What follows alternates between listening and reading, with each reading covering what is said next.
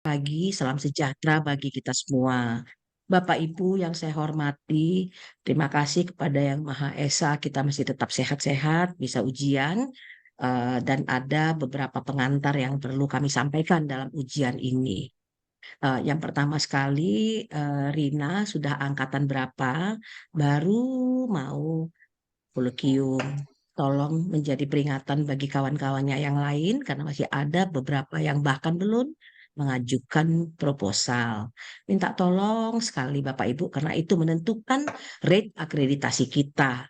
Tentu sebagai sesama dosen kita pasti sudah tahu ya Rina angkatan 2021 ya Rina.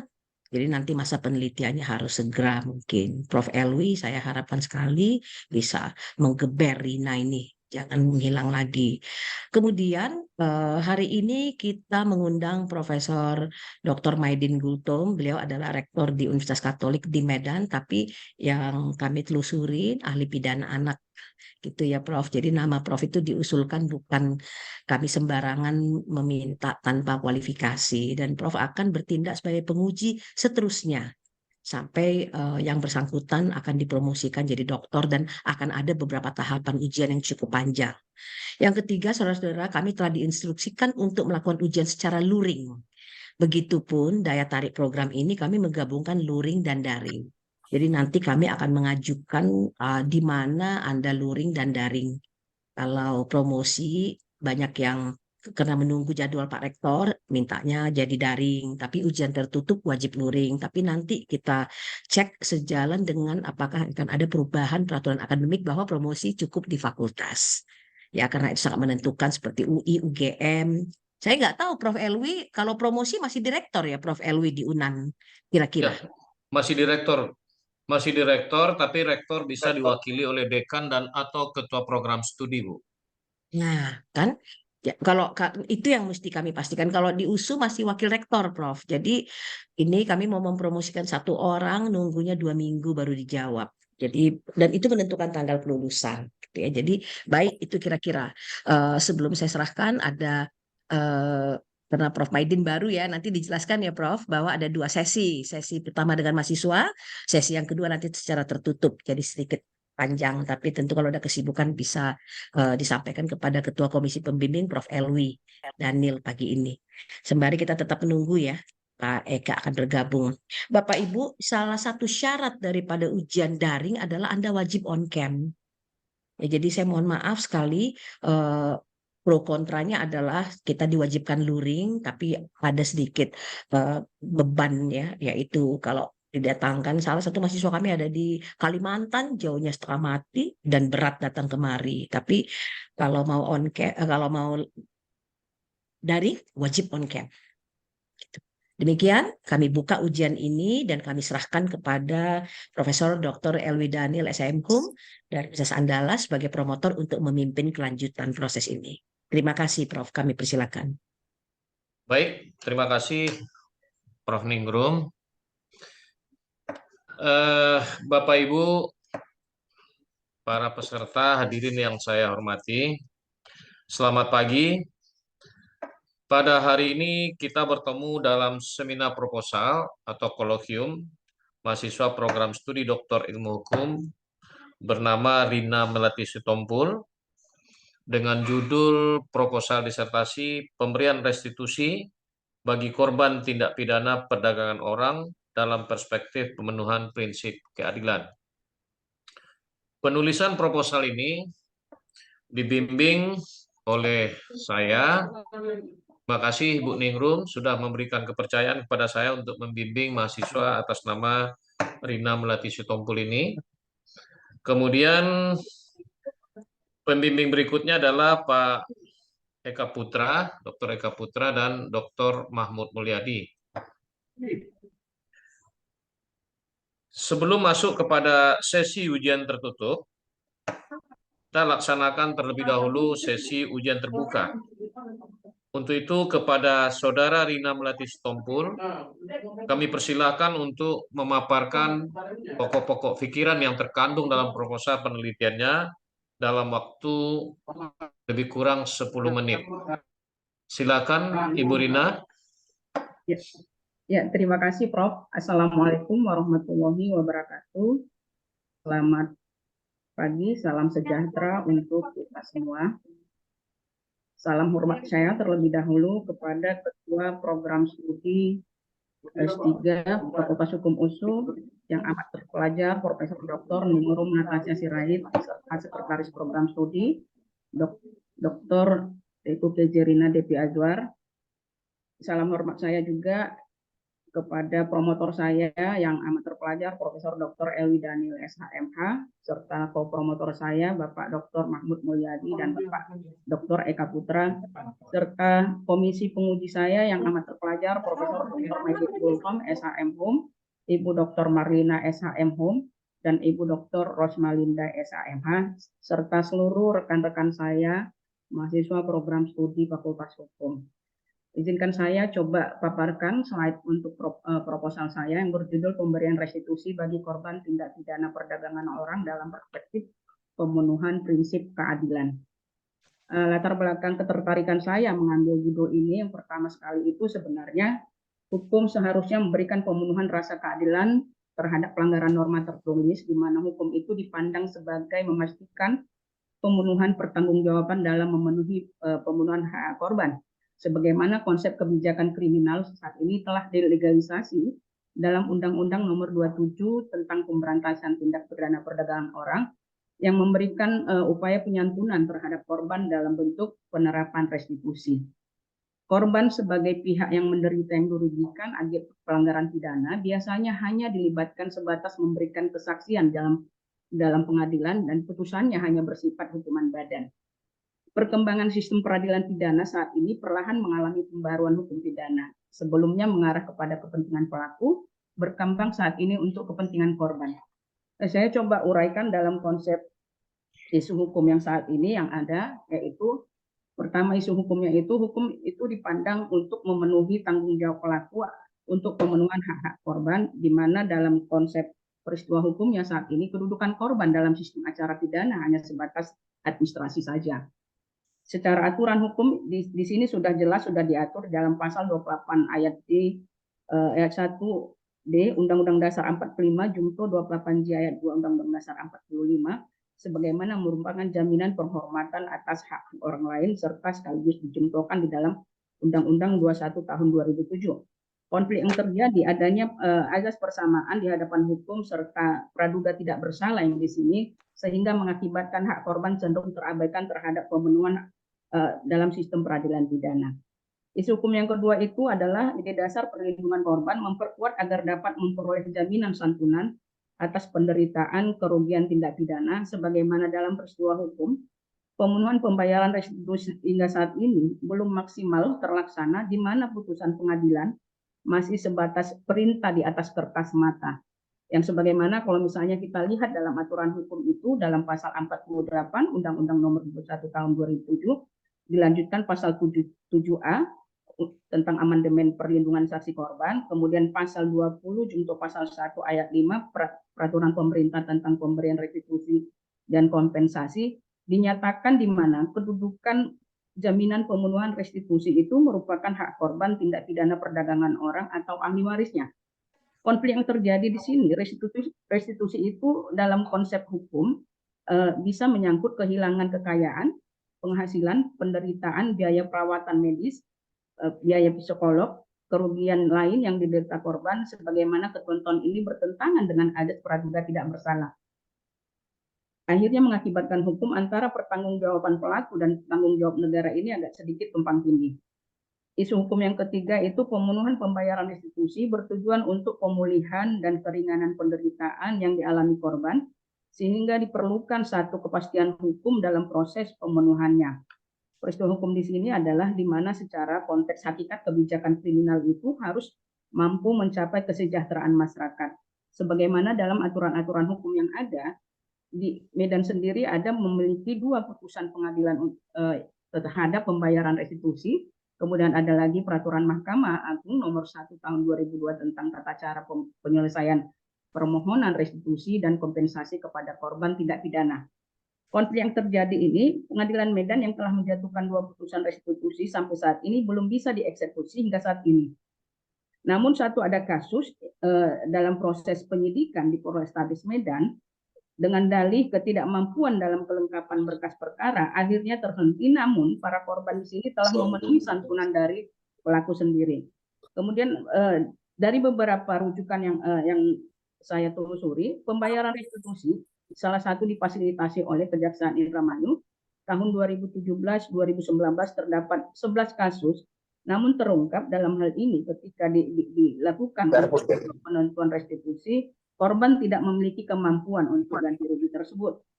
Tahun 2020, saat perhitungan Lembaga Perlindungan Saksi Korban, kemudian dikabulkan oleh Hakim Pengadilan sebesar Rp568.263, namun kemampuan pelaku itu yang terjadi Rp0, yang mengakibatkan ketentuan kebijakan ini menjadikan hukum belum mampu sebagai penjaga nilai-nilai ketertiban terhadap pertanggungjawaban yang dibebankan kepada pelaku. Adapun rumusan masalah saya di sini adalah yang pertama itu bagaimana urgensi kebijakan hukum pidana dalam pembayaran restitusi bagi korban tindak pidana, sebagaimana teori yang saya pergunakan adalah teori victimologi yang memberikan penekanan di mana kedudukan korban adalah pihak yang paling dirugikan terhadap perbuatan pidana. Negara sebagai otoritas memiliki kewenangan dalam penegakan hukum untuk mendudukkan dan memfasilitasi pemenuhan hak-hak dari para korban. Rumusan masalah yang kedua yang saya coba angkat adalah apakah penerapan pemberian restitusi yang ada selama ini telah memenuhi prinsip keadilan terhadap masalah tindak pidana perdagangan orang. Yang saya pergunakan untuk membedahnya itu adalah teori tujuan hukum sebagaimana merupakan gabungan dari 3 komponen tujuan hukum sebagaimana mencakup ajaran konvensional yaitu ajaran etis, menitik tekankan pencapaian keadilan, ajaran utilitas, menitik tekankan itu ajas tujuan hukum dalam menciptakan kemanfaatan dan kebahagiaan masyarakat. Ajaran normatif dogmatif itu menitik tekankan ajas tujuan hukum semata-mata menciptakan kepastian hukum. Rumusan masalah ketiga itu bagaimana pengaturan kebijakan hukum pidana ke depan terhadap pembayaran restitusi korban tindak pidana perdagangan orang guna terpenuhinya prinsip keadilan. Analisa teori yang saya pergunakan adalah teori kebijakan kriminal, yakni mendorong konsep politik kriminal yang bertujuan melindungi masyarakat dan mensejahterakan masyarakat, sebagaimana tujuan akhir dari ini adalah di mana hal ini berkaitan erat dengan kedudukan korban dalam hal misalnya untuk proses pembayaran ganti rugi dalam rumusan norma tertulis sebagai materi pijakan hukum. Metodologi penelitian, jenis penelitian ini adalah penelitian normatif sebagaimana sifat penelitian yang saya pergunakan adalah perspektif dan evaluatif. Kemudian metode pendekatan yang saya pergunakan adalah pendekatan sejarah, kemudian pendekatan perundang-undangan, dan kemudian pendekatan kasus. Sumber hukum di sini adalah ada Undang-Undang Dasar, undang-undang yang mencakup tentang pemenuhan terhadap hak-hak korban, kemudian peraturan perundang-undangan lainnya, baik setingkat putusan pengadilan negeri. Data sekundernya di sini adalah ada buku hukum, jurnal hukum, kemudian beberapa artikel lainnya yang termasuk ke dalam isu hukum yang saya pergunakan, kemudian wawancara secara langsung kepada aparat penegak hukum, pada jaksa, hakim, polisi, advokat, dan juga komisioner lembaga perlindungan saksi korban. Kemudian bahan hukum tertier ada kamus hukum dan ada juga kamus hukum bahasa Indonesia. Adapun keaslian penelitian yang menyangkut dari data disertasi yang saya lihat, namun dari hasil penelusuran untuk permasalahan itu tidak memiliki keterkaitan. Yang pertama itu dari Hairul Bariyah, studi doktor Fakultas Hukum Universitas Sumatera Utara, dengan judul itu Perlindungan Hukum Terhadap Korban Perdagangan Perempuan dan Anak Luar Negeri. Sebagaimana permasalahannya itu, yang pertama yang saya lihat, apakah pengaturan hukum nasional dan internasional telah memberikan perlindungan hukum dalam mengatasi perdagangan orang. Kemudian yang kedua, bagaimana perlindungan hukum terhadap anak perempuan sebagai korban perdagangan orang yang telah dilakukan pemerintah Republik Indonesia dan pemerintah daerah Sumatera Utara. Yang ketiga, bagaimana mengatasi hambatan yang dapat dilakukan dalam perlindungan terhadap perempuan dan anak sebagai korban tindak pidana perdagangan orang. Kemudian judul disertasi yang ketiga itu dari Rizkan Juliandi, itu studi program Fakultas Hukum Universitas Sumatera Utara, dengan judul penyeludupan manusia sebagai suatu kejahatan transnasional di Indonesia, sebagaimana permasalahan disertasi yang pertama, bagaimana kebijakan pemerintah Indonesia dalam penanganan tindak pidana penyeludupan manusia. Yang kedua, bagaimana penegakan hukum terhadap penanganan tindak pidana penyeludupan manusia. Yang ketiga, bagaimana upaya mengatasi hambatan-hambatan dalam penanganan tindak pidana penyeludupan di Indonesia. Judul yang ketiga itu dari Tirne Gendewani dari studi Doktor Hukum Fakultas Hukum Universitas Hasanuddin dengan judul Perlindungan Hukum Terhadap Perempuan Korban Kejahatan Perdagangan Orang di Sulawesi Utara. Permasalahannya yang pertama itu apakah pengaturan perundang-undangan tentang larangan perdagangan orang telah memberikan jaminan perlindungan hukum terhadap korban perdagangan orang. Yang kedua, bagaimana konsep dan strategi dalam upaya pencegahan serta penegakan hukum tindak pidana perdagangan orang di Sulawesi Utara. Yang ketiga, faktor-faktor apakah yang menjadi kendala penegakan hukum dalam upaya pemberantasan tindak pidana perdagangan orang. Mungkin demikian Prof yang bisa saya paparkan untuk sementara. Saya kembalikan kepada Prof Eli. Baik, terima kasih Ibu Rina Sitompul. Berikutnya kita punya waktu lebih kurang 30 sampai 40 menit untuk melaksanakan tanya jawab, memberikan masukan ataupun kritik terhadap apa yang ditulis oleh Ibu Rina Sitompul ini. Untuk itu kami beri kesempatan kepada Bapak Ibu, para peserta seminar proposal, untuk menyampaikan kritik, saran, dan pertanyaan terhadap apa yang ditulis oleh Ibu Rina Sitompul. Kami persilakan. Pertama untuk 2 orang barangkali dulu.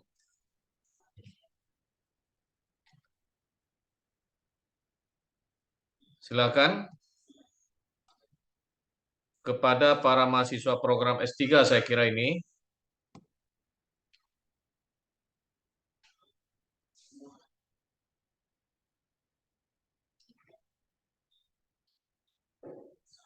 Silakan, Bapak Ibu.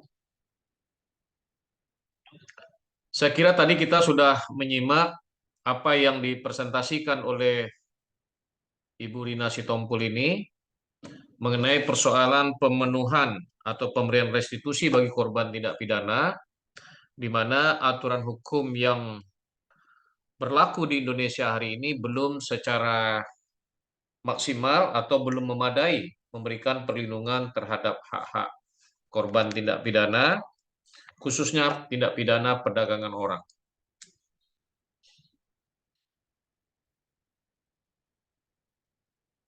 Silakan Bapak Ibu. Ini sepertinya Ibu siapa? Ihsan Lubis, Prof. Silakan Pak Ihsan. Terima kasih atas kesempatan yang diberikan Pak Prof.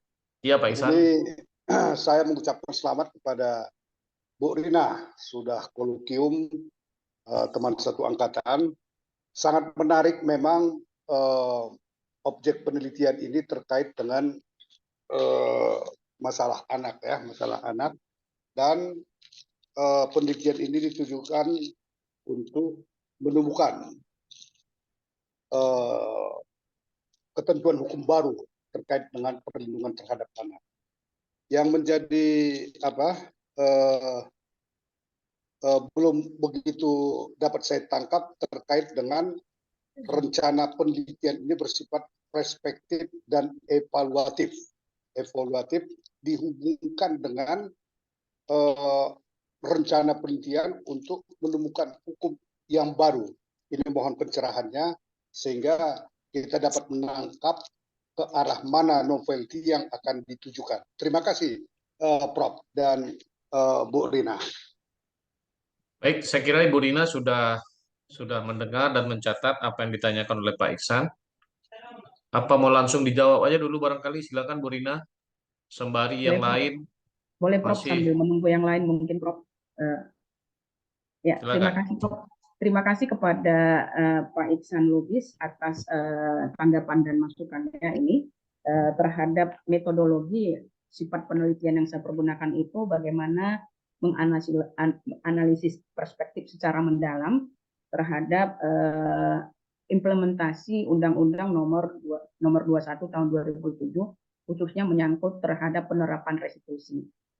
Undang-undang ini sebenarnya sudah hampir kurang lebih 16 tahun diundangkan, namun secara langsung penerapan restitusi yang meskipun dari beberapa putusan-putusan pengadilan itu hampir sama sekali tidak memiliki gaung dan bahkan hanya sekedar menang di atas kertas mata, yang dimana proses pelaksanaannya itu untuk penyantunan yang secara langsung penyantunan terhadap korban misalnya itu akhirnya hanya sebatas pemenuhan tanggung jawab negara sebagaimana setelah meratifikasi protokol Palermo. Nah, dalam konteks sifat penelitian dengan penulisan analisis pendalaman ini memang dari konteks rumusan yang pertama dan kemudian yang kedua ini akan mempergunakan analisis mendalam melalui dengan analisis perspektif. Kemudian yang evaluatif itu untuk menjawab sebenarnya persoalan bagaimana pengaturan kebijakan hukum itu dalam proses pembayaran restitusi yang diharapkan korban dan juga yang diharapkan masyarakat. Karena konteksnya ini adalah prinsip pemenuhan keadilan. Prinsip pemenuhan keadilan yang otomatis ini harus melihat dari beberapa aspek korbannya, aspek pelakunya, dan juga aspek masyarakat secara langsung. Nah, pengalaman di beberapa yang saya telusuri terhadap penerapan ketika misalnya ada upaya pemaksaan itu menjadi satu tanggung jawab dari aparat penegak hukum yang memperkenankan, tetapi dalam persoalan sisi penyimpangan ketika melihat satu kepentingan dalam penegakan hukum itu cenderung mengalami kendala dan hambatan bahkan penyimpangan hukum yang terjadi. Yang kita menyatakan ketika satu prosedur pembayaran kemampuan dari pelaku itu mampu, tapi akhirnya bisa menjadi SP3, ini akan menjadi penyimpangan hukum nantinya, sedangkan di dalam konteks Undang-Undang 21/2007 itu, perdagangan manusia ini merupakan satu kejahatan yang luar biasa. Jadi bagaimana mendudukkan dari sisi penerapan melalui korban dan juga pelakunya, dan juga nanti mengedepankan juga dari aspek-aspek masyarakatnya. Mungkin seperti itu Pak Iksan. Terima kasih. Baik. Bagaimana Pak Iksan? Sudah cukup Baik, apa yang dijelaskan? Sudah cukup Baik. jelas, Prof. Terima kasih, Baik. Prof. Jadi penelitian ini ditujukan pada bagaimana melakukan penyempurnaan terhadap kebijakan perundang-undangan dalam kaitannya dengan pemberian restitusi terhadap korban tindak pidana pada umumnya, khususnya tindak pidana perdagangan orang. Berikutnya yang kedua, silakan yang lain.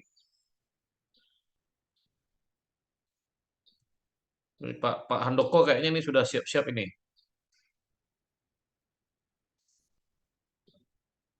Coba kita dengar dua orang lagi. Sementara belum, Prof. Belum ya?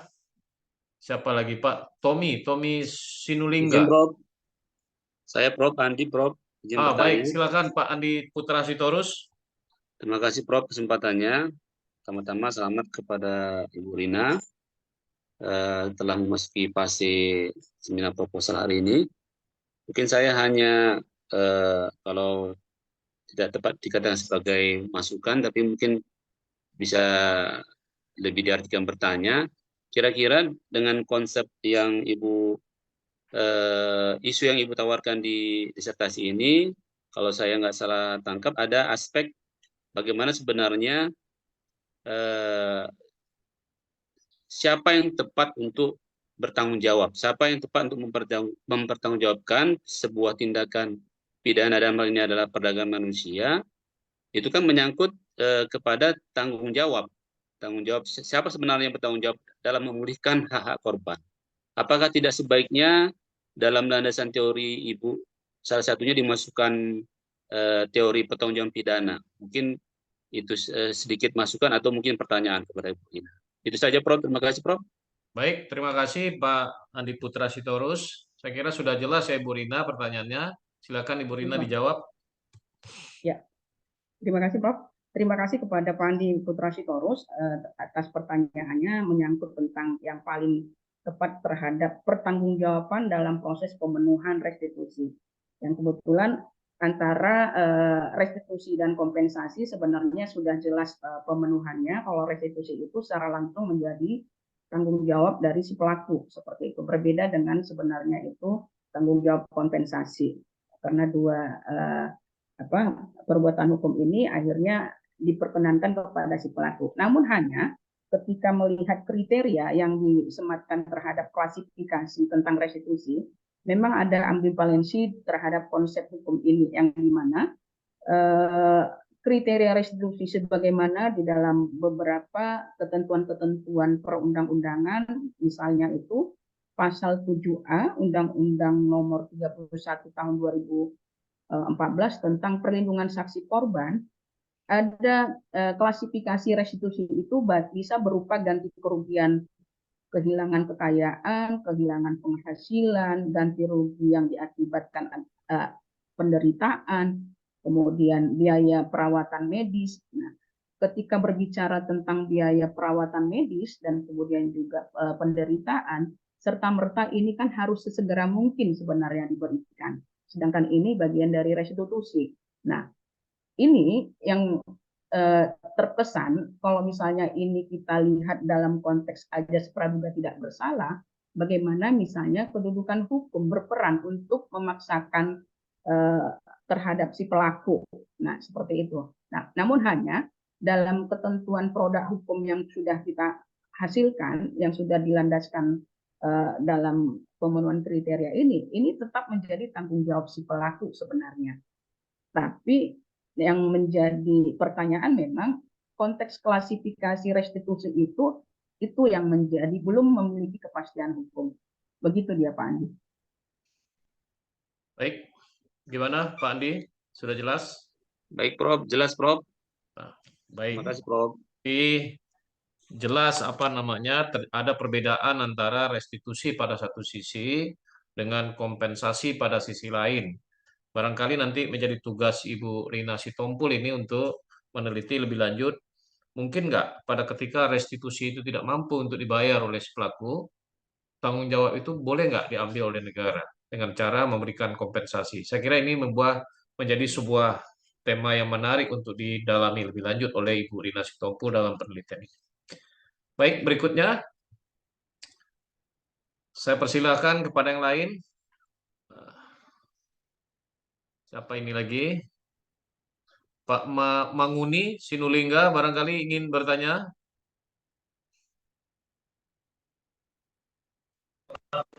Ya, Prof. Baik, Prof. silakan Pak Manguni. Sebelumnya selamat untuk kaitan dengan pemberian restitusi bagi tindak pidana perdagangan orang ini memang sesuatu penelitian yang sangat menarik. Ya. Suaranya agak kurang jelas, Pak Manguni. Oh, saya salah sedikit, Prof. Nah, mungkin saya perbaiki, Prof. Baik.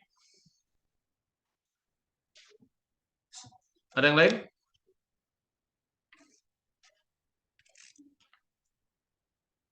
Siapa lagi ini Pak Rahmat Nauli barangkali?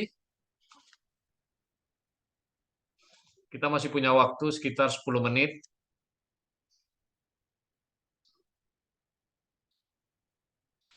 Atau Pak Pohan, silakan Pak Pohan. Sarmadan Pohan. Ya Prof, sedikit Prof. Ya silakan. Bu Rina Melati Sitompul, sedikit begini. Mungkin ini juga pertanyaan. Seperti yang disampaikan Ibu tadi, ketika si pelaku tidak mampu dalam hal melakukan restribusi itu ataupun penggantian kerugian terhadap korban itu, apa yang bisa dilakukan untuk penggantian itu ketika si pelaku tidak mampu dalam hal memberikan ganti rugi ataupun restitusi itu, Bu. Itu sekian, Prof. Ya, baik. Saya kira ini pertanyaan yang menarik, Ibu Rina, untuk bisa dijawab. Ini juga menjadi bahagian yang akan dijawab dalam penelitian ini lebih lanjut. Bagaimana kalau seandainya si pelaku tidak mampu melakukan pembayaran terhadap restitusi yang merupakan sanksi yang harus dia terima? Apa konsekuensi yuridisnya? Silakan, Ibu Rina.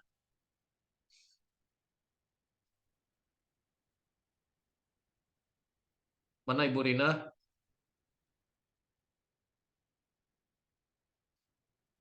Ibu Rina kok keluar?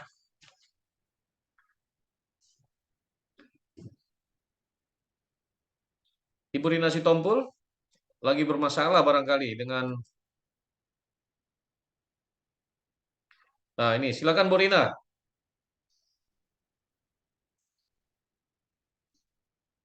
Pak Coba Sarmadan, suaranya. boleh diulang lagi Pak Sarmadan, tadi jaringan Nah, agak ini saya yang terputus. ulang. Pertanyaannya begini, Bu Rina. Kan si pelaku dibebani kewajiban untuk membayar restitusi kepada korban. Apa akibat hukumnya pada ketika si pelaku tidak mampu melakukan pembayaran terhadap restitusi itu? Silakan. Begitu Ibu Lina. Ya, terima kasih Pak Sarmadan atas pertanyaannya. Ya, itu dia Pak Sarmadan, beberapa kendala di mana ketika misalnya terhadap kasus-kasus perdagangan manusia ini ketika dituntut pembayaran restitusi kepada pelaku, terkadang itu hanya sekedar kamuflase jadinya seperti itu. Nah, ketika putusan itu akhirnya seperti dua putusan dari Pengadilan Negeri Medan itu hanya menang di atas kertas. Akibat hukumnya di situ saja. Yang pasti negara di sini hanya sekedar telah memenuhi bertanggung jawab ketika misalnya sebagai bagian dari peserta dari ratifikasi protokol Paremo dan beberapa konvensi internasional. Nah, ada memang akhirnya yang menjadi pertanyaan kita ketika dikemukakan sebuah itu menjadi tanggung jawab pelaku, tetapi ketika pelaku tidak mampu membayar, ini bagaimana prosedurnya gitu. Nah, ada kekuatan beberapa yang teman-teman harapkan ya. Ini menjadi tanggung jawab tambahan sebenarnya. Menggugah si pelaku, namun hanya proses penggugahan itu yang apakah bisa menjadi satu penyempurnaan terhadap Undang-Undang Nomor 21 2027 ini nantinya. Makanya ini salah satu sebenarnya masukan dan kemudian ketertarikan saya untuk melakukan penelitian ini Pak Sarmadan, mungkin seperti itu. Baik, sudah jelas Pak Pohan? Siap Prof, udah Prof. Baik. Terima kasih Prof. Coba sama-sama. Coba mungkin barangkali satu orang lagi sebelum kita akhiri sesi ujian terbuka ini. Izin Prof, saya Prof. Silakan Pak Tommy. Ya Prof, terima kasih Prof. Sebelumnya saya mengucapkan selamat kepada Kak Rina, satu sambut saya sudah melakukan kolokium. Dalam hal ini yang mau saya pertanyakan pada Kak Rina, pertama di mana Kak Rina akan melakukan wilayah penelitian? Karena ini kan menjadi kalau tadi di latar belakang masalah menjadi polemik yang besar dan pasti banyak kasus seperti itu. Jadi menyinggung bagaimana equality before the law dan lain sebagainya. Itu terhadap wilayah penelitian. Lalu yang kedua, di negara mana Kak Rina melakukan perbandingan hukum? Mana tahu ada negara dalam hal ini yang sudah lebih baik ya tatanan hukumnya terhadap pemberian restitusi dan segala macamnya. Terima kasih, itu saja Prof. Baik, terima kasih Pak Tommy. Silakan Bu Rina, cukup jelas pertanyaannya. Ya, terima kasih Tommy atas masukan dan pertanyaannya. Untuk wilayah penelitian sebenarnya wilayah penelitian yang akan saya angkat memang yang lebih Medan salah satunya kan sudah memiliki satu daerah wilayah, apalagi itu Medan ini cukup seksi di dalam permasalahan tindak pidana perdagangan orang. Selain sebagai tempat tujuan dan juga merupakan tempat transit seperti itu salah satunya. Dan kemudian nanti akan ditambah juga nanti beberapa masukan-masukan dan juga beberapa putusan-putusan dari beberapa rekan-rekan yang yang apa ya yang setiap harinya itu berkecimpung dalam persoalan penanganan pengungsi dan juga para korban tindak pidana, misalnya IOM dan juga Lembaga Perlindungan Saksi Korban nantinya untuk menambahi sumber masukan penelitian. Kemudian untuk perbandingan terhadap penanganan menyangkut restitusi itu, saya akan coba nanti ada beberapa informasi-informasi dari negara Belanda dan juga Amerika. Yang dua itu nanti menjadi satu best practice bagaimana sih persoalan penanganan terhadap pemenuhan korban restitusi kepada korban tindak pidana perdagangan orang. Begitu, Tommy. Baik, sudah dijawab ya Pak Tommy. Baik, Prof. Terima kasih, Bapak Prof. Ibu, saudara-saudara, para peserta seminar yang saya hormati, apakah masih ada yang ingin bertanya? Kalau tidak Saya, Prof. ada, Pak Karel Tampu Bolon mau tanya? Ya, sedikit aja, Prof. Silakan Pak Karel. Terima kasih, Prof. Waktunya. Selamat untuk Bu Rina Sitompul. Yang ingin saya tanyakan adalah titik berat ruang lingkup dari tindak pidana perdagangan orang ini yang bagaimana? Karena kita tahu memang TPPU ini sangat seksi, apalagi kalau kita dalam hubungan kita dengan Australia, mereka sangat waspada atas pengungsi-pengungsi dari utara yang menuju ke negaranya untuk dalam hal untuk mencari suaka. Apakah termasuk ruang lingkup itu? Karena apa? Itu kan pelakunya dari luar. Ini bagaimana nanti ini melakukan restitusinya ini kan gitu nih. Ini menjadi permasalahan hukum tersendiri nih. Itu mungkin juga menjadi patut menjadi pertimbangan. Nah, jadi mohon pencerahannya nih ruang lingkup tindak pidana perdagangan orang yang bagaimana ini. Nah, begitu Prof. Terima kasih. Baik, terima kasih Pak Karel Tampu Bolon. Silakan Ibu Rina. Ya, terima kasih Pak Karel Tampu Bolon terhadap konsep ruang lingkup tindak pidana perdagangan orang sebagaimana dalam konsep desain tahun 2021-2007 ya Pak, di mana ada tiga konsep itu cara seperti itu ya. Karena cara dalam konsep tindak pidana ini yang menyangkut apabila ketika dia itu berpindah kemudian diangkut, kemudian dimobilisasi, kalau itu misalnya bagian dari situ itu masuk, kemudian juga dengan tujuannya itu salah satunya itu apakah penipuan misalnya. Nah, salah satunya mungkin kasus yang terjadi di Benjina terhadap beberapa kapal-kapal penangkap ikan seperti itu masuk menjadi satu sending area perdagangan manusia, tetapi berbeda dengan konsep penyeludupan manusia seperti itu dia Pak Tampu Bolon. Jadi intinya adalah bagaimana ketika satu proses tindak pidana itu dilakukan dengan konsep dia dipindahkan kemudian dipekerjakan tidak sesuai dengan proses yang dijanjikan, itu bagian dari tindak pidana perdagangan orang nantinya. Tapi kalau masuk dalam proses mobilisasi penyeludupan tanpa izin, visa segala macam, itu bukan bagian dari tindak pidana perdagangan orang. Begitu Pak Tampu Bolon. Baik, saya kira sudah jelas ya Pak Karel Tampu Bolon bahwa yang namanya perdagangan orang itu mengandung implikasi finansial. Dalam arti kata, si pelaku akan memperoleh keuntungan finansial dari perdagangan yang dilakukannya. Begitu ya Pak Tampu Bolon? Bapak Ibu, saya kira kalau tidak ada lagi yang lain, mungkin kita sudah bisa mengakhiri sesi ujian terbuka ini. Izinkan saya memberikan sedikit catatan selaku yang dipercaya sebagai promotor. Pada satu sisi kita telah memiliki Undang-Undang Nomor 21 Tahun 2007 tentang pemberantasan tindak pidana perdagangan orang, ya, yang sudah mengakomodasi konsep restitusi bagi korban tindak pidana itu sendiri. Dalam implementasinya, pembayaran restitusi itu tentu juga harus dengan mempertimbangkan kemampuan terpidana untuk memenuhinya. Ya, jangan semata-mata hakim hanya menjatuhkan pembayaran restitusi, akan tetapi si pelaku tidak memiliki kemampuan finansial untuk membayar. Dan saya kira itu juga menjadi bahagian pertimbangan. Tapi ternyata sebagaimana diungkap oleh Ibu Rina, dalam praktek kemampuan membayar itu juga ditentukan oleh adanya itikat baik dari si pelaku atau si terpidana. Dalam konteks itu sebenarnya pelaku punya kemampuan finansial untuk membayar, tapi tidak punya itikat baik untuk membayar. Sehingga dengan demikian, apa yang dituju, apa yang dimaksud oleh pembentuk undang-undang tidak bisa diimplementasikan dengan baik.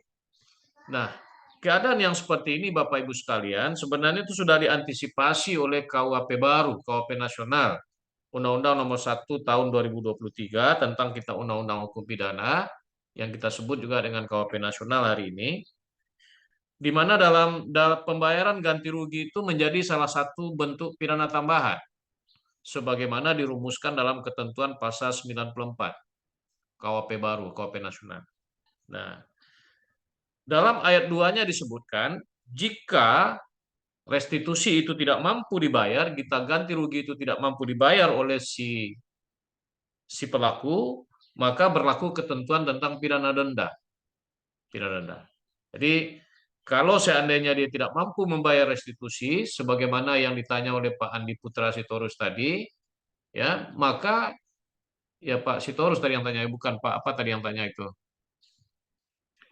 Ya, saya kira ada yang tanya tadi, ya. Maka KUHP nasional itu memberikan jalan keluar, diganti dengan pidana denda. Dan apabila pidana denda itu juga tidak mampu untuk dibayar, itu bisa dialternatifkan lagi dengan pidana kerja sosial, ya, dan seterusnya seperti yang ditentukan dalam ketentuan pasal 81 KUHP nasional. Saya kira penelitian Ibu Rina ini nanti akan mencoba untuk mengupas sampai ke situ. Ya Bu Rina, jadi Ibu Rina saya kira nanti tidak mungkin untuk tidak menggali rumusan-rumusan yang ada dalam KUHP nasional itu. Ya. Saya kira demikian Bapak Ibu sekalian, kita sudah bisa mengakhiri sesi ujian terbuka ini, sesi terbuka ini. Kami ucapkan terima kasih kepada Bapak Ibu sekalian yang telah mengajukan pertanyaan, saran, dan sebagainya. Mudah-mudahan apa yang disampaikan itu menjadi catatan khusus bagi Ibu Rina Melati Sitompul dalam rangka melakukan penyempurnaan terhadap penulisan proposal penelitian disertasi yang akan dilakukannya. Selanjutnya, forum ini saya kembalikan kepada Ketua Program Studi S3 Ilmu Hukum, kepada Profesor Ningrum Natasha Sirait. Demikian. Bu Ningrum. Tolong Ibu Yani, Bu Ningrum. Bentar, Prof. Ya.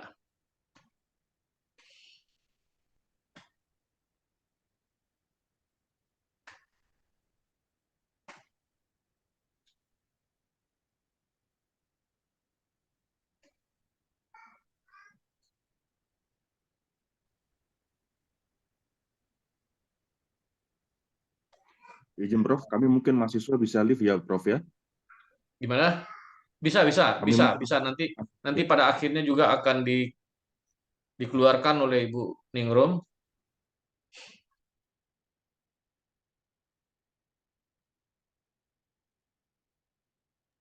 Terima kasih Prof.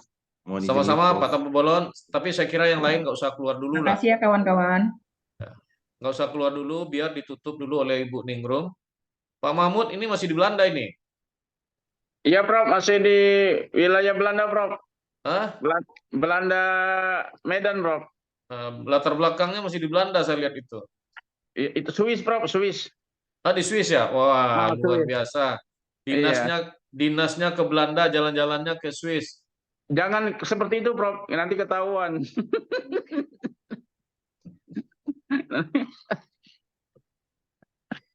Bu Marlina nggak ikut kemarin? Ibu Marlina enggak dia. Tidak, Prof. Udah, Bu Marlina sama Ibu Rosmalinda ke Padang aja lah nanti. Iya, betul, Prof. Ketemu Padang lagi ada kita salju, di Padang, Prof. Ada salju juga kok, tapi tidak dingin. Iya. Prof Maiden ini alumni UNAN, Prof. Siapa? Prof Maidin ini alumni UNAN. Oh iya, iya Pak Maidin, Prof Maidin. Iya, Iya. saya alumni UNAN tahun Cuma tidak 90. pernah berbakti pada UNAN beliau nih. Tak pernah Alumni berbakti. Astagfirullah. Fakultas Hukum Pak Maidin. Iya. Fakultas Hukum. Angkatan tahun berapa? Makanya Prof Elwi Angkatan nggak kenal Saya kan, Prof? Karena angkatan Prof ke Maidin ini nggak pernah 86. berbakti kepada UNAN. Angkatan 86 ya. Iya. Waduh, ini tidak apa Terlacak, namanya tidak terkomunikasikan terlacak. dengan baik ini. Memang sengaja Kalau melarikan diri, Prof. Prof. Sengaja itu. Elwi Dal ini angkatan berapa? Kalau saya angkatan 78, 86 itu saya sudah jadi dosen. Oh, iya, iya, iya, iya. Masa Iya, masa nggak kenal jadi dosennya? Ini memang kurang ajar alumni ini. Dulu pada saat itu mungkin masih asisten ya, Prof ya? Waktu saya mahasiswa. Masih asisten. 86 Iya. itu asisten, 87 Ya. saya sudah berangkat sekolah. Pantaslah tidak ketemu. Nah, Iya. nggak ketemu Pak Mahmud. Tapi Ya. Enggak, biasanya alasan Prof Elwi aja itu. Alasan Prof Elwi supaya nggak enak sama Prof Maidin. Udahlah, kalau harusnya Prof Maidin tuh berbakti pada UNAN juga. Tapi alhamdulillah ya kita- Prof Elwi udah jumpa dengan Kalau Pak kita Maidin. mau berbakti, tapi kalau nggak dibutuhkan, ngapain kita ke sana kan? Kan harus ada tawaran. tapi kalau sama alma mater itu dibutuhkan atau tidak, Oh. tetap berkomunikasi ya Pak Mahmud. Jelas. Nah. Nah, ini kan, ini jangan mencari alasan Bang Maidin. Harusnya Enggak. datang ke UNAN. Nggak ada Kalau alasan-alasan. Sama Prof Daulay sering ketemu. Kemarin ada di Medan beliau, ya kan? Oh Di iya. USU. Ada acara beliau mengenai haki kemarin. Prof Elwi Dani Iya. sering juga ke Medan, tapi nggak dijumpain ya. Ini aduh, ini mencari alasan pemaaf ini. Ini Pak Mahmud Mahmud bisa nih aja. kompor-kompor ini. Tukang Kompor kompor gas dia. itu Pak Maidin. Aduh. Ini saya dulu, Prof, itu lulusan terbaik dari Fakultas Hukum tahun iya? 90. Iya. Oh, Ah, pantas lah bisa jadi profesor ya. Amin. Kalau saya dulu anak nakal, Pak. oh, Anak nakal kayak Mahmud lah. oh, Tapi syukur bisa jadi profesor juga gitu. Ya, Mud? Saya prof juga tapi provokator. Bentar lagi, Mud. Amin, amin. Kuningrum, Kak Yani, Bu Yani masih sudah bisa ditutup barangkali.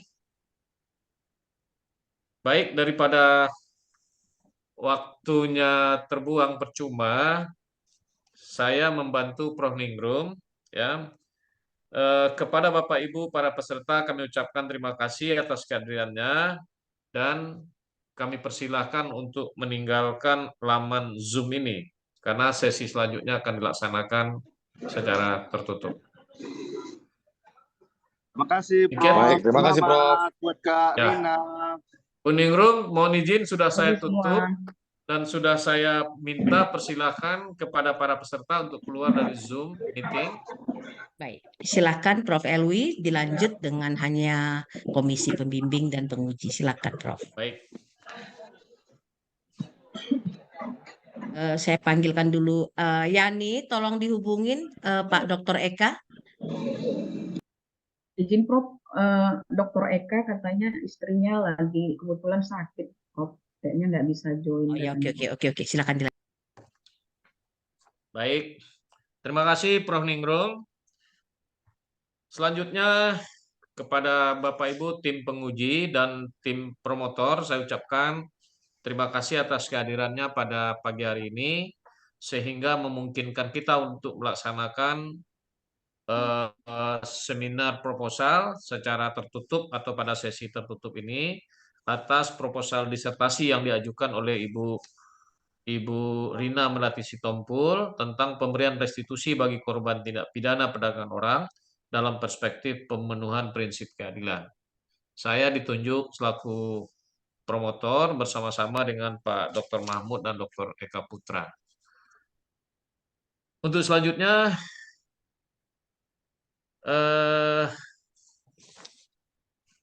saya persilakan atau kita beri kesempatan, jadi tidak perlu presentasi lagi ya.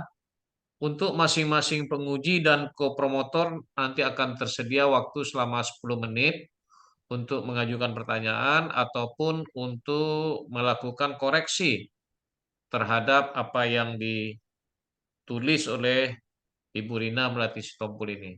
Tapi kalau tidak terpakai 10 menit juga nggak apa-apa gitu. Itu waktu maksimal. Untuk itu yang pertama kita berikan kesempatan kepada Ibu Dr. Rosmalinda SHLLM dalam waktu 10 menit. Silakan Ibu Rosmalinda. Terima kasih Prof. Elwi Daniel. Selamat pagi, Assalamualaikum warahmatullahi wabarakatuh. Yang saya hormati Bapak Kopromotor, ada Bapak Dr. Eka yang belum berhadir, Bapak Dr. Mahmud Mulyadi, Bapak Komisi Penguji, ada Profesor Dr. Maidin Gultom SHM Hum, Ibu Dr. Marlina SHM Hum. Pagi ini kalau dengan Prof. Dr. Maidin Gultom, saya kenal Prof. Maidin, kenal kami Presiden Prof. Elwin. Kalau saya kenal banget sama Prof. Maidin Gultom terkait dengan hak anaknya, karena saya selain di Fakultas Hukum, saya juga di Pusat Kajian dan Perlindungan Anak kan. Jadi paham beliau, tapi ya mungkin masih terlalu junior ini kami.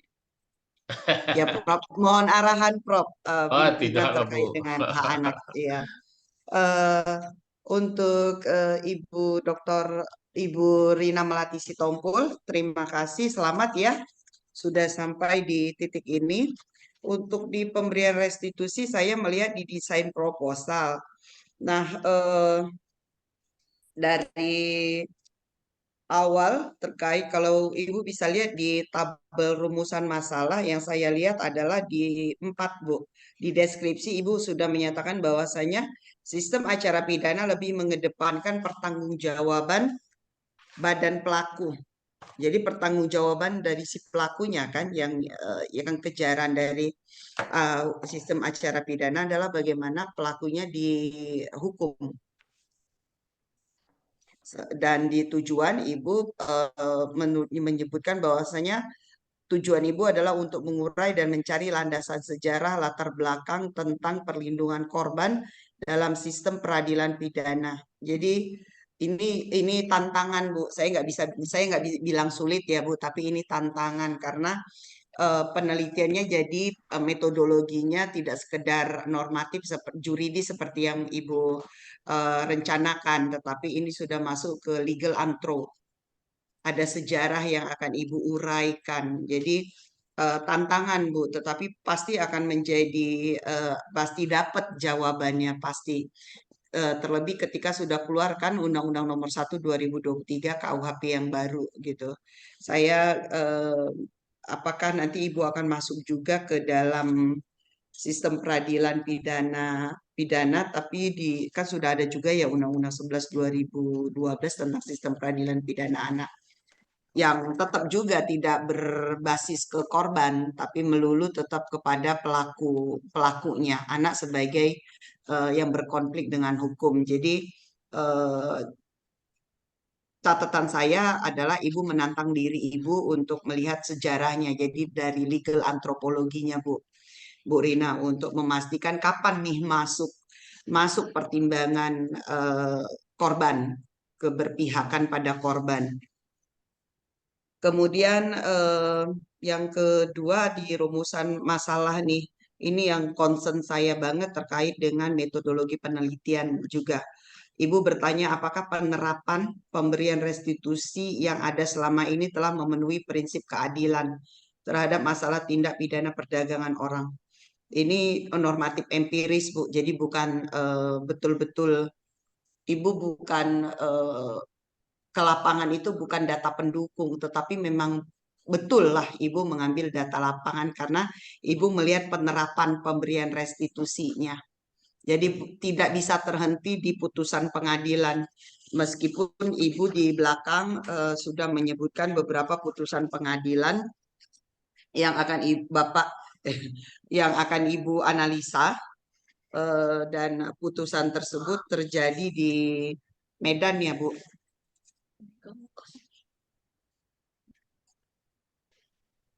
Baru nanti Ibu akan komparasi dengan perbandingan. Tadi saya dengar di catatan juga ada Amerika dan mana Bu? Belanda. Belanda. Saya selalu diingatkan untuk melakukan komparasi apple to apple. Sependek pengetahuan saya, Belanda, Amerika, Indonesia, kalau melakukan melalui perbandingan sistem hukum, kita berbeda dengan Amerika. Belanda dengan perkembangan terbaru, Ibu harus belajar pelajari kembali Bu dengan perkembangan yang Belanda ya Bu. Mungkin bisa dengan bimbingan Pak Mahmud Mulyadi yang baru pulang dari Belanda, yang sudah banyak, udah jelas langsung update nih perkembangannya update. Bisa melihat apa sih yang bisa dikomparasi karena sependek pembelajaran saya tidak dalam pola restitusi yang dikembangkan di dalam rehabilitasi anak yang menjadi pelaku, tapi untuk korban malah ada satu isu baru, trust fund. Ibu bisa catat trust fund, dan itu kemarin yang kebetulan Pak Dr. Mahmud melakukan, saya anggota timnya di dalam sosialisasi restitusi. Ada satu yang dikembangkan trust fund bagi korban. Dan itu bisa dikelola oleh internasional, kemudian negara, pemerintah sebagai sebuah institusi juga Pak, untuk memberikan dana bantuan kepada, tapi trust fund ya, bukan restitusi. Bisa dibedakan tentang itu. Kemudian yang ketiga terkait dengan konsentrasi saya adalah hukum internasional. Ibu hati-hati dengan putusan ketika Ibu mau merujuk ke Palermo. Konvensi, jadi Ibu di catatannya di halaman 8 untuk tabel, Ibu menyebutkan belum terpenuhinya prinsip keadilan dalam penegasan pembayaran restitusi. Kedudukan hukum positif yang telah ada hanya sebatas pemenuhan tanggung jawab administrasi dari negara sebagai wujud komitmen yang telah meratifikasi Protokol Palermo.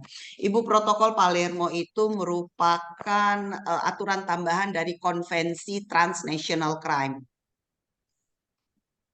Dan di bawah itu ada 3 protokol tambahan termasuk smuggling untuk penyeludupan. Dalam beberapa kasus dia sangat tipis pembedaan antara mana yang trafficking, mana yang smuggling. Gitu Bu. Jadi jangan-jangan sebenarnya putusan pengadilan itu hakim memutus secara salah, yang seharusnya bukan masuk ke dalam delik trafficking, tetapi masuk dalam smuggling. Dan sependek pengetahuan saya, Indonesia untuk smuggling belum di raise up, belum sekuat trafficking gitu. Tetapi dia mirip sekali, hanya di voluntary-nya, di niat ya, di niat untuk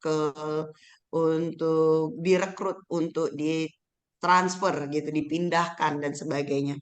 Saya pikir itu catatan dari saya Bu terkait dengan proposal yang Ibu akan kerjakan. Jadi isunya, kemudian metodologi penelitian dan kaitannya dengan protokol Palermo atau konvensi yang merupakan 3 instrumen di bawah konvensi transnational crime. Demikian Prof. Elwi, saya kembalikan. Assalamualaikum warahmatullahi wabarakatuh. Waalaikumsalam. Saya kira cukup cukup banyak juga yang disarankan oleh Ibu Rosmalinda, dan saya yakin apa yang disarankan itu menjadi bahagian penting dari substansi penelitian yang akan dilakukan oleh Ibu Rina Stompo nanti. Mungkin Bu Rina ingin menyampaikan klarifikasi terhadap apa yang dikemukakan oleh Ibu Rosmalinda. Saya persilakan.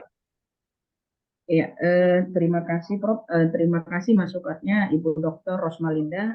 Ini menjadi amunisi sebenarnya Prof nanti untuk penyempurnaan proposal dan juga karena ada beberapa tadi tentang metodologi yang sebagaimana di dalam poin permasalahan yang pertama dengan kedua yang sebagaimana masuk dalam legal antropologi. Jadinya tidak hanya sekedar penelitian normatif, nanti mungkin apakah sosiolegal atau bagaimana mungkin ini akan segera coba saya akan diskusikan dengan promotor dan juga promotor nantinya mungkin seperti itu Prof.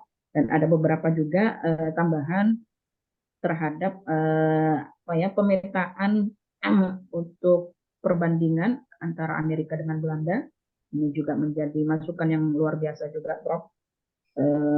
Kemudian beberapa sifat putusan-putusan akan segera menjadi masukannya akan menjadi masukan yang luar biasa Prof. Terima kasih.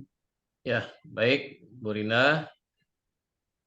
Terima kasih Bu Rosmalinda atas masukannya.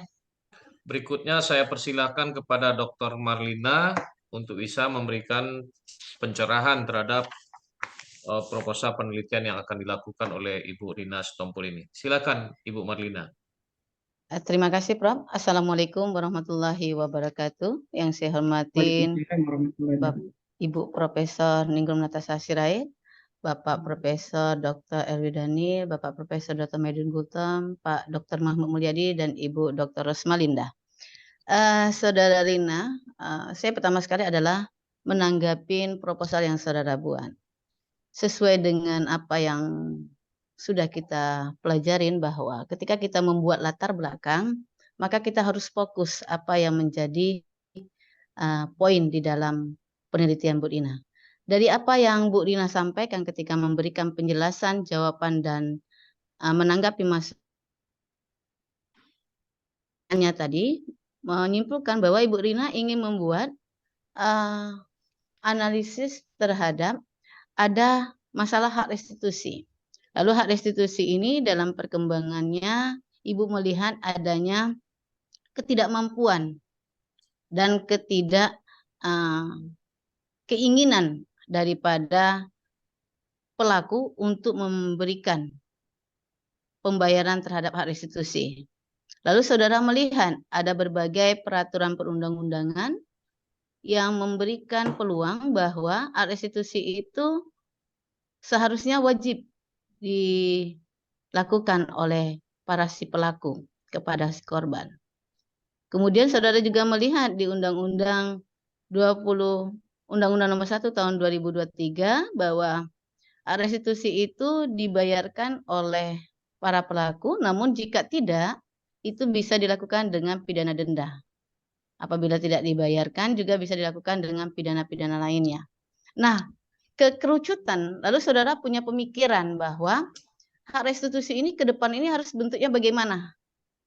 Apakah itu menjadi kewajiban negara, ataukah itu menjadi satu kewajiban yang harus dibayarkan oleh pihak pelaku? Atau Ibu Rina punya satu new policy yang baru yang ingin Ibu munculkan di dalam penulisan ini. Nah, kalau saya lihat di dalam proposal ini, Ibu belum runtun mengurainya. Sehingga kalau kita baca di proposal ini, setelah halaman 16, Ibu sudah fokus kepada adanya Undang-Undang Nomor 1 Tahun 2023, tapi di halaman berikutnya Ibu mundur lagi. Mengulang lagi ke restitusi yang seharusnya sudah selesai di awal. Mengulang aspek hukum pidana Undang-Undang 21 2007 terus mengulang sampai terakhir. Padahal harusnya Ibu sudah setelah adanya Undang-Undang Nomor 1 Tahun 2023, Ibu fokuskan di aturan itu, lalu Ibu kembangkan apa yang menjadi ide Ibu. Kalau Ibu tadi mau mengembangkannya dengan melihat perkembangan dari negara lain, silakan. Tetapi Ibu harus tahu dulu apakah memang perbandingan itu tepat untuk diajukan ke dalam proposal ini. Itu di latar belakang. Yang kedua,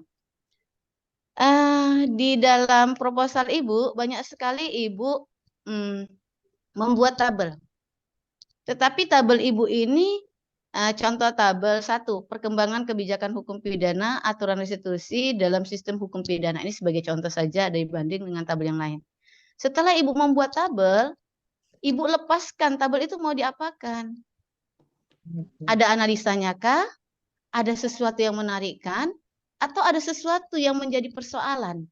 Jadi semua tabel itu tidak bisa dia hanya sekedar dipaparkan, tetapi tidak diberikan satu analisa yang menjadi jelas. Begitu juga dengan tabel 2. Tabel 2 Ibu juga membuat tabel pertanggungjawaban. Hati-hati, tabel 2 ini agak, saya pikir terminologinya agak kurang tepat. Pertanggungjawaban putusan restitusi pada tindak pidana perdagangan orang di Pengadilan Negeri Medan. Ini hanya 2 putusan. 2 putusan ini Ibu ambil karena apa?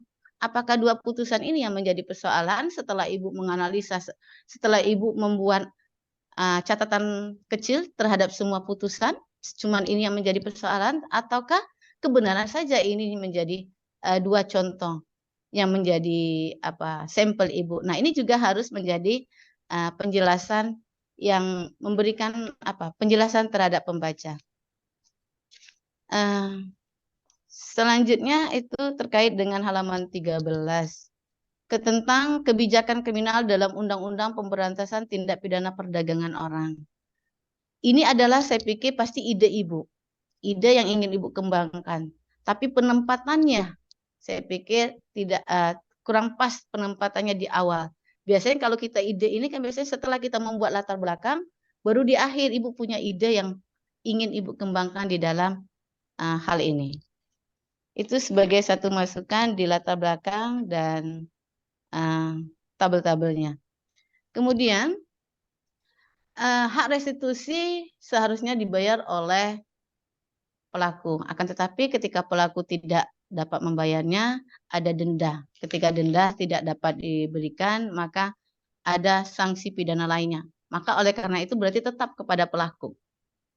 Nah, yang ingin saya garis bawain, yang ingin Ibu kembangkannya itu yang mananya? Apakah kepada bentuk-bentuk tindak pidana selain pidana denda dan pidana-pidana penggantinya ini di dalam konsep terhadap kebijakan hukum untuk pembayaran restitusi, ataukah Ibu punya ide yang lainnya? Karena kalau kita menarik dan merujuk kepada Undang-Undang Nomor 1 Tahun 2023, dia lari kepada denda dan beberapa tindak pidana lainnya. Tapi Ibu tidak mengkhususkan apakah Ibu mau mengembangkan ini kepada tindak pidana perdagangan orang, ataukah Ibu punya pemikiran yang lain. Dan atau seperti ada bimbingan kita S2 dulu tentang hak restitusi ini dikembalikan kepada pertanggungjawaban negara. Artinya ketika korban ketika pelaku tidak dapat memenuhi kewajibannya, maka tanggung jawabnya itu dikembalikan kepada negara. Apakah itu juga yang menjadi pemikiran Ibu? Yang keempat, kesesuaian antara permasalahan 2 dengan metodologi. Ketika kita berbicara pada penerapan pemberian restitusi yang ada selama ini tolong juga kalimatnya agak disesuaikan dengan estetika penulisan. Bagaimanakah penerapan pemberian restitusi yang sesuai dengan prinsip keadilan terkait dengan tindak pidana perdagangan orang. Jadi Ibu kan pasti melihat bagaimana pemberian restitusi yang sudah terjadi. Dan itu harus Ibu batasin di tahun berapa sampai tahun berapa. Lalu Ibu melihat bagaimana pemberian restitusi yang terjadi selama ini. Nah, kalau Ibu melihat tentang pemberian restitusi, mau tidak mau, Ibu harus punya data. Oleh karena itu, data ini harus Ibu selaraskan dengan metodologi Ibu. Sedangkan di metodologi Ibu tidak menyebutkan bahwa Ibu membutuhkan data-data daripada lapangan. Ini nampak di metodologi yang ada. Lalu, apakah memang betul di dalam penelitian ini sesuai dengan pendekatan penelitian, Ibu melakukan dengan halaman 51 dengan 3 metode perundang-undangan, pendekatan kasus, dan pendekatan historis. Saya mau merujuk kembali sebagai masukan ketika urgensi kebijakan dan pemberian restitusi di historisnya itu yang mana. Tapi kalau pendekatan kasus dengan pendekatan undang-undang saya pikir sudah cukup tepat. Tapi kalau untuk pendekatan historis saya pikir itu menjadi satu catatan saja. Yang berikutnya yaitu adalah kerangka permasalahan yang ketiga. Tadi saya lihat pasti Ibu punya ide, setelah hasil penelitian ini dilakukan, maka Ibu akan mempunyai satu pemikiran, satu masukan tentang kebijakan hukum pidana yang akan dikembangkan di dalam pembayaran restitusi korban tindak pidana perdagangan orang yang sesuai dengan nilai keadilan. Berarti Ibu akan berpijak kepada kebijakan hukum. Di dalam teori kebijakan hukum, Ibu mengembangkan dua teori kebijakan hukum yang penal dengan non-penal. Ya kan, Bu? Di dalam metodologi di teori itu ada penal dan non-penal yang Ibu buat dari Peter Opnegels. Nah, dalam hal ini di kerangka teori bisakah Ibu memberikan satu gambaran sedikit sebelum pembahasan lengkap bahwa pengaturan kebijakan hukum yang teridehkan di dalam hak restitusi ke depan ini adalah konsep yang seperti ini. Seperti yang Ibu pikirkan kan. Kemudian, di terakhir, di kerangka konsep. Kalau saya perhatikan, kerangka konsep Ibu ini banyak sekali Ibu tidak memberikan satu penjelasan secara runtun konsep apa yang Ibu pergunakan di dalam melakukan penelitian ini. Contoh tentang pemberian restitusi. Ibu tahu pemberian restitusi, tapi Ibu tidak memberikan gambaran tentang restitusi. Ibu punya ide pertanggungjawaban pidana dengan konsep pertanggungjawaban hukum pidana. Lalu Ibu punya ide hakikat penegakan hukum dengan penegakan hukum. Saya pikir sekilas memang seolah-olah sama. Tapi dalam terminologi itu sangat jauh berbeda. Contoh konsep kebijakan hukum pidana dengan kebijakan hukum pidana. Kalau Ibu concern kepada konsep kebijakan hukum pidana, berarti Ibu mengembangkan konsepnya. Tapi kalau Ibu concern kepada bentuk kebijakan hukum pidana, maka Ibu concern kepada kebijakan hukum pidana. Belum lagi di hal ini mungkin terkait dengan sumber ya Bu ya. Sumber bahan bacaan yang saya pikir mungkin agak sulit Ibu temukan atau belum Ibu dapatkan, sehingga kerangka konsep Ibu ini masih banyak yang Ibu tidak sebutkan sumbernya. Ya, sumbernya tidak Ibu sebutkan. Yang terakhir, tentang pemberian restitusi ini, Ibu berpikir adanya konsep keadilan. Berarti bentuk pemenuhan prinsip keadilan itu yang bagaimana? Teori keadilan pasti Ibu utamakan. Namun, teori keadilan apa? Meskipun Ibu hanya menyebutkan tujuan hukum. Teorinya kan teori tujuan hukum ya Bu Rina ya. Teorinya teori tujuan hukum. Tetapi kan salah satunya itu ada keadilannya. Nah, keadilannya itu yang mana? Kalau boleh nanti Ibu Rina harus memberikan tanggapan terkait dengan beberapa pertanyaan ini. Sehingga ini bisa menjadi. Saya pikir itu saja Prof. Terima kasih. Saya kembalikan kepada Bapak Pimpinan, Bapak Profesor Eludani.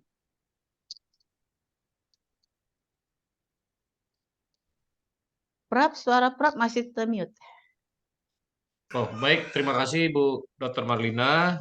Saya kira apa yang Ibu sampaikan menjadi bahagian catatan penting bagi Ibu Rina Sitompul ini dalam menyempurnakan naskah proposal penelitiannya. Namun demikian kepada Ibu Rina, saya persilakan untuk mengklarifikasi apa yang perlu disampaikan kepada Ibu Marlina. Silakan. Ya, terima kasih. Terima kasih kepada Dr. Marlina.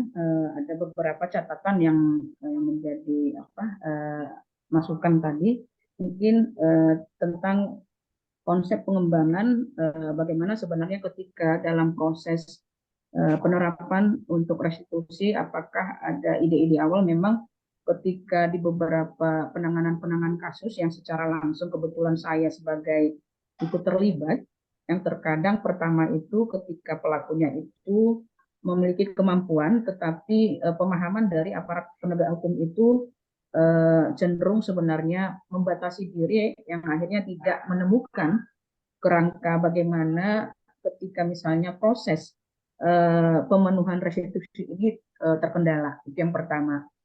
Di mana ketika dalam proses penelitian awal saya di beberapa kejaksaan memang menyatakan bahwa juklak juknis yang untuk pemenuhan restitusi ini sama sekali belum ada konsep penerapan bagaimana teknis ketika tuntutan restitusi ini akan digulirkan di pengadilan. Itu yang menjadi perhatian. Kemudian berhubungan sekali lagi salah satu kasus yang dimana kemampuan dari si pelaku itu memiliki kemampuan terhadap proses ganti rugi mulai dari gaji dan juga pesangon para korban, tapi akhirnya ini bisa dikesampingkan beberapa aparat penegak hukum sebenarnya, mungkin seperti itu.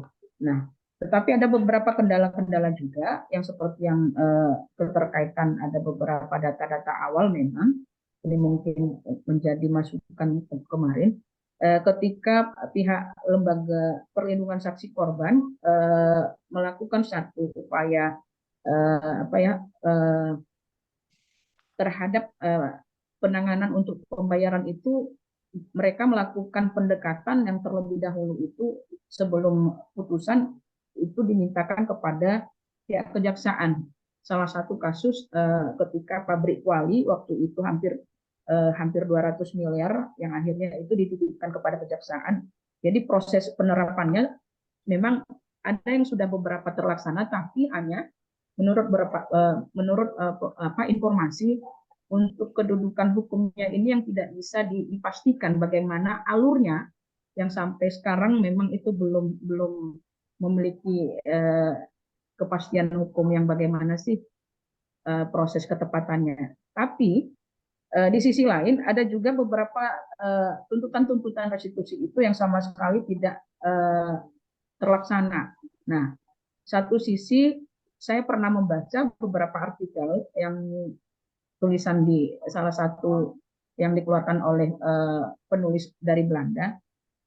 Konsep restitusi ini dibebankan kepada si negara, tetapi hanya sebatas ada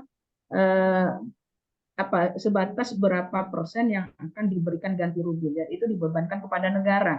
Nah, hanya saja peluang yang ada di negara kita itu, konsep restitusi dan kompensasi itu memiliki perbedaan pertanggungjawaban. Mungkin itu yang menjadi alasan saya memang ketertarikan bagaimana untuk mendudukan prinsip keadilannya itu dari sudut pandang apakah dengan membuat menggugah di awal ketika di proses penyidikan itu ada kesempatan bagaimana misalnya memaksakan pelaku untuk bertanggung jawab menjalankan restitusi ini terlebih dahulu, seperti itu mungkin Bu Lin. Kemudian di dalam konsep kesesuaian permasalahan mungkin dari masukan terhadap permasalahan kedua mungkin ya Bu Lin. Untuk di dalam konsep penerapan hukum, kenapa menjadi satu teori tujuan hukum itu ada 3 memang landasan, salah satunya dalam konsep ajaran utilitas, itu bagian dari tujuan hukum, itu memungkinkan bahwa proses pergantian ganti rugi itu menjadi satu peluang bagaimana sebenarnya diberikan kesempatan dalam penyelesaian pidana, tetapi tidak menitik tekankan bahwa proses pertanggungjawaban pidana secara utuh badan itu tidak berhenti seperti itu. Nah, hanya saja bagaimana konsep keadilannya di sini. Prinsip keadilannya itu dalam situasi ketika salah satu kasus pidana trafficking yang pernah bergulir di Medan, yang dimana si pelaku itu berupaya untuk membayarkan, tetapi aparat penegak hukum di sini tidak bersedia menerima. Akhirnya sisi kemauan dari aparat penegak hukum ini akhirnya ingin menyelesaikan tanggung jawab itu dengan melakukan diskusi terhadap beberapa pendamping korban dan juga LPSK, dan itu dibayarkan, tetapi tidak menjadi bagian dari konsep kebijakan restitusi. Tetapi saya baca di dalam laporan Mahkamah Agung, ini menjadi pembelajaran yang luar biasa dalam catatan laporan Mahkamah Agung. Proses penyelesaian terhadap tindak pidana trafficking dengan konsep restitusi yang telah dibayarkan di luar peradilan. Jadi agak sedikit mencari-cari bagaimana sih permasalahan restitusi ini, apakah kedudukannya diberikan secara di luar konsep pemidanaan sebenarnya, mungkin seperti itu, Bu Ulin. Jadi konsep keadilannya itu apabila misalnya kemampuan dan kemauan si pelaku dimungkinkan untuk tahapan daya paksa aturan hukum, bisa jadi tergugah untuk melakukan tanggung jawab. Bagaimana untuk ketika ini gugahan tanggung jawab itu bisa dilaksanakan, apakah bisa untuk daya tawar meringankan pertanggungjawaban badannya, mungkin seperti itu. Kemudian beberapa masukan mungkin terhadap penyempurnaan dalam konsep kerangka berpikir, misal dalam konsep batasan, mungkin data-data awal mungkin ya, memang ya di beberapa data awal memang cukup terbatas kebetulan untuk proses penerapan yang telah ada, itu memang saya akui. Hanya beberapa putusan-putusan yang memang putusan-putusan trafficking yang telah ada sudah saya tabulasi, memang tidak saya masukkan ke dalam latar belakang proposal, tapi nantinya ini akan menjadi masukan lah sebagaimana dari informasi Bu Marlina. Terima kasih, Prof. Baik, terima kasih Bu Rina.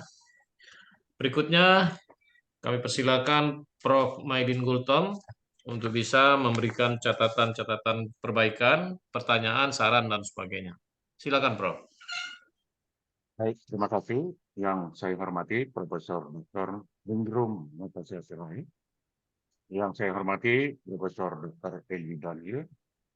Yang saya hormati Bapak Dr. Mahmud Mulyadi. Yang saya hormati Ibu Dr. Marlina dan Ibu Dr. Rosmalinda. Jadi Ibu Rosmalinda, Rina Melati Sitompul itu kawan saya di LSM. Jadi sebenarnya kita udah lama saling mengenal ya, dan lama berdiskusi ya. Waktu di Pusaka itu dengan Ibu Rina, kita berdiskusi dengan Bapak Edi Ihsan ya, yang sekarang jadi wakil rektor. Jadi ada beberapa hal yang perlu saya sampaikan. Yang pertama adalah berkaitan dengan perumusan masalah. Sebagaimana yang dikemukakan oleh para penguji lainnya, saya berpikiran bahwa penelitian ini sebenarnya ditujukan untuk mengetahui bagaimana secara teori, law in theory, tentang pemberian restitusi itu. Lalu kita melihat juga law in action, dalam penerapannya bagaimana. Lalu kita berpikir bagaimana idealnya atau bagaimana kebijakan hukum pidana untuk masa yang akan datang yang ideal dalam pemberian restitusi ini. Lalu kalau perumusan masalah saya tengok yang perumusan masalah ketiga itu harus ditempatkan jadi perumusan masalah pertama. Bagaimana pengaturan? Nah, itu saya pikir itu law in theory. Apakah secara hukum ansih peraturan itu telah memberikan perlindungan terhadap korban trafficking? Nah, itu kita lihat. Jadi kita bisa melihat apa kelemahan-kelemahan aturan-aturan yang ada. Apa solusinya kayak gitu untuk pengaturan ini. Lalu perumusan yang kedua, bagaimana penerapan? Itu saya pikir itu berkaitan dengan law in action dalam penerapannya. Ibu Rina telah mengungkapkan beberapa putusan pengadilan. Itu kan penerapannya, saya pikir. Nah, penerapannya apakah sesuai aturan hukum atau justru para hakim mengambil keputusan itu jauh dari aturan-aturan hukum, atau mereka mungkin bisa melakukan penemuan hukum. Ini itu inaction, kan gitu ya. Lalu yang ketiga, perumusan masalah yang ketiga, saya pikir itu perumusan masalah yang pertama, yang sebelumnya. Bagaimana kebijakan hukum pidana dalam pemberian restitusi bagi korban tindak pidana perdagangan orang. Inilah yang idealnya nantinya. Jadi Ibu Rina bisa mengungkapkan bahwa ada aturan-aturan, tapi itu hanya di atas kertas semata. Tadi udah Ibu ungkapkan itu ya. Lalu dikaitkan lagi dengan KUHP nasional, ya kan? Kalau restitusi tidak bisa dibayar, bisa denda. Kalau denda juga tidak bisa dibayar, bagaimana? Karena denda itu kan bisa dengan menyita harta benda dari pelaku kan. Tapi kalau tidak bisa juga memenuhi, lalu disinilah nanti mungkin Ibu akan memberi pemikiran-pemikiran, kan gitu ya, yang idealnya bagaimana. Oh, perlu ada tanggung jawab pemerintah, ya kan? Perlu tanggung jawab pemerintah di dalam pemberian restitusi. Itu saya pikir berkaitan dengan perumusan masalah. Jadi masalah yang ketiga menjadi masalah pertama, masalah kedua itu tetap, masalah yang pertama menjadi ketiga. Supaya runtuh dia. Yang low in theory, low in action, lalu ini idealnya bagaimana. Lalu berkaitan dengan perumusan masalah itu, saya komentari juga berkaitan dengan kerangka teori yang cocok, yang menurut saya ya. Lalu Ibu sudah buat teori victimologi. Saya pikir bisa saja teori victimologi ya. Lalu ada teori tujuan hukum. Kemudian yang ketiga ada teori kebijakan kriminal. Jadi penyelesaian perkara pidana itu ya bisa saja di luar, bisa melalui litigasi maupun non litigasi. Yang perlu saya komentari adalah berkaitan dengan teori tujuan hukum. Menurut saya itu lebih cocok kalau teori tujuan hukum itu diganti menjadi teori keadilan. Ya, teori keadilan. Lalu teori keadilan itu bisa Ibu ungkapkan bagaimana teori-teori keadilan secara umum, ya, menurut para ahli, para pakar. Kemudian bagaimana teori keadilan Pancasila yang sekarang kan lagi berkembang itu, teori keadilan Pancasila. Ibu juga sudah mengemukakan dalam uraian tadi ada teori hukum progresif kan gitu ya. Ya. Nah, itu mungkin ada kaitan juga dengan teori keadilan Pancasila gitu ya. Lalu Ibu juga sebenarnya harus melihat kalau orang umpamanya sudah diperjualbelikan, lalu ini masih gadis kan gitu, lalu hilanglah kesuciannya. Ya secara materi ya bisa dipenuhi, tetapi secara psikis gimana? Kan gitu ya kan? Nah ini kan dikaitkan dengan teori keadilan bagaimana? Apakah dengan membayar restitusi itu udah selesai? Ya kan secara batin ya saya pikir itu tidak bisa selesai karena susah untuk dibayar itu dengan uang kan, diganti dengan uang kan gitu ya. Itu saya pikir yang perlu saya sampaikan. Kemudian saya juga udah menulis buku, mungkin udah pernah Ibu baca kali ya. Jadi saya ada 2 buku berkaitan dengan perlindungan anak dan perempuan ini ya. Saya pikir bisa dibaca sebagai perbandingan walaupun memang tidak menjurus ke trafficking, tapi di dalam ada membahas sedikit tentang trafficking secara umum bagaimana perlindungan terhadap wanita, anak kan gitu ya. Itu perlu dibaca, saya pikir. Mungkin itu yang bisa saya sampaikan. Terima kasih, saya kembalikan kepada Prof. Elwi Daniel. Baik, terima kasih Prof. Maidin. Saya kira ada tiga catatan penting yang menjadi bahagian yang perlu diperhatikan oleh Ibu Rina Sitompul, dan saya kira Ibu Rina sudah mencatat. Tapi kalau Ibu Rina tidak mencatat, saya mencatat kok. Ya, nanti akan saya klarifikasi juga. Berikutnya saya persilahkan kepada Dr. Mahmud Mulyadi. Baik, Prof. Terima kasih. Assalamualaikum warahmatullahi wabarakatuh. Waalaikumsalam. Yang saya hormati Profesor Dr. Nurul Natasha Sirait, Dr. Depi, Prof. Elvi Daniel, Prof. Medin Gultom, Dr. Rosbalinda, Dr. Marlina, dan Saudari Rina. Banyak masukan yang bisa diramu untuk menyempurnakan disertasi ini, terutama nanti untuk menemukan arah dan tujuan dari disertasi ini. Bukan menemukan, tetapi lebih memastikan lagi.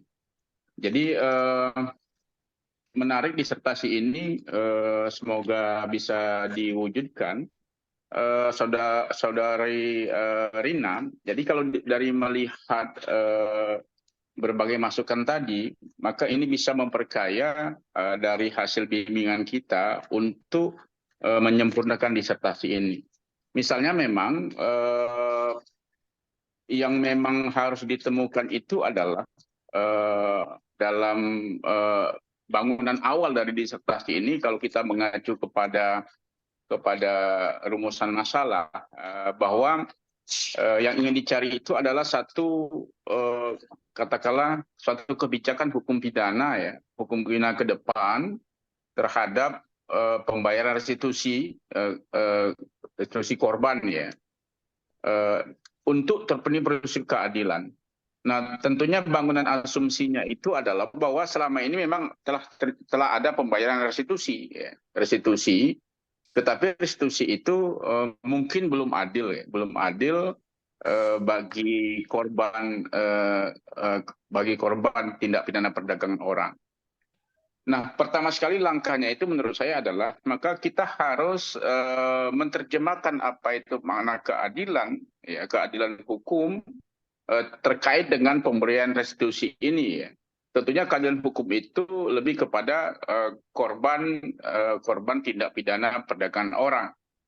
Nah, dari sini kita akan melangkah bahwa Ibu sudah harus memberikan satu variabel keadilan hukum yang bagaimana yang sesuai dengan korban tindak pidana ini. Karena kalau kita lihat pada tataran perbandingan antara kejahatan yang menimpa, kejadian atau peristiwa yang menimpa mereka, tentunya dengan restitusi apapun bentuknya mungkin tidak seimbang, gitu kan, begitu. Tentu tidak seimbang. Makanya mereka bisa dieksploitasi, bahkan mereka jadi dibuat perbudakan, dijual dan sebagainya. Tentunya bentuk suatu restitusi tidak akan mampu untuk menyetarakan dengan apa yang mereka alami. Tetapi ya, itu maksud saya bahwa tentunya keadilan dalam konteks ini yang diderivasi itu apakah dia akan mendapat suatu nilai. Restitusi itu kan nilai yang diberikan oleh pelaku, untuk memberikan katakanlah sedikit tanggung jawab, bukan sedikit sih, cuman maksud saya satu nilai sebagai bentuk pertanggungjawaban mereka. Tetapi juga restitusi ini mungkin bisa dikembangkan juga dengan memberikan satu bentuk lain, ya, bentuk lain, apakah tidak hanya nominalnya dengan uang, dengan materi, tetapi juga bisa juga apakah ada perlakuan sifatnya treatment untuk korban ini. Berbagai korban tertentu kan bisa dia treatment untuk misalnya memulihkan mentalitas dan lain sebagainya. Jadi berangkat dari ketidakseimbangan itu, maka kita mendekati saja pada konsepsi keadilan yang ingin dibangun itu, ya.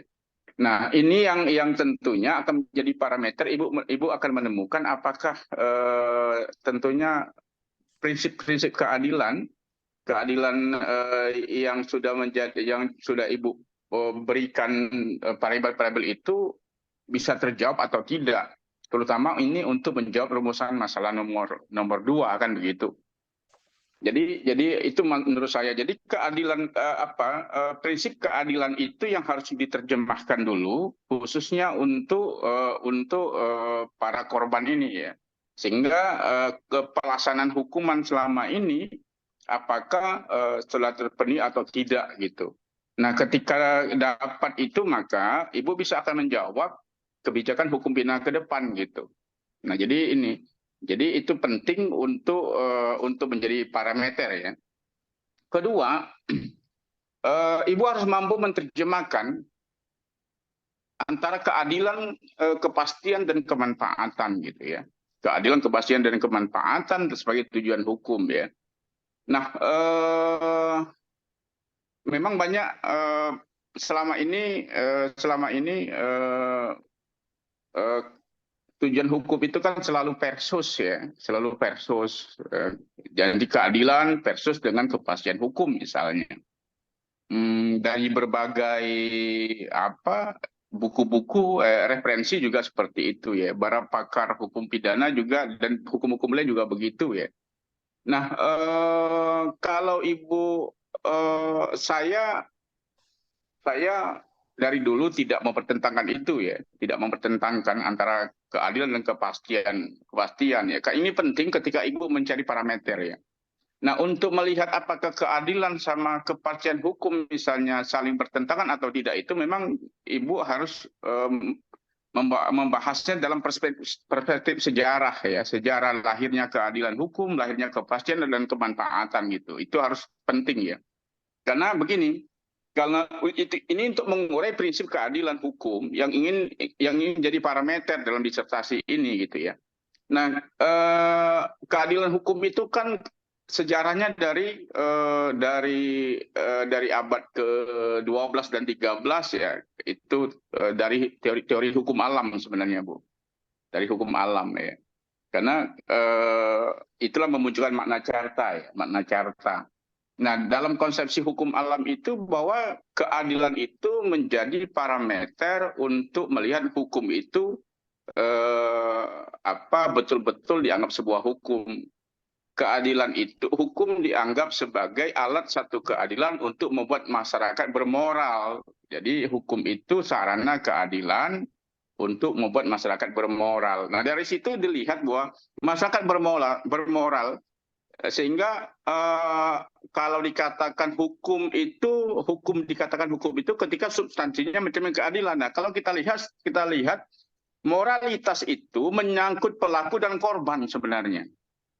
Nah, moralitas sikap korban, walaupun negara mengaturnya kan, moralitas itu ketika pelaku bertanggung jawab atas korban, tentu perbuatan pelaku tidak bermoral.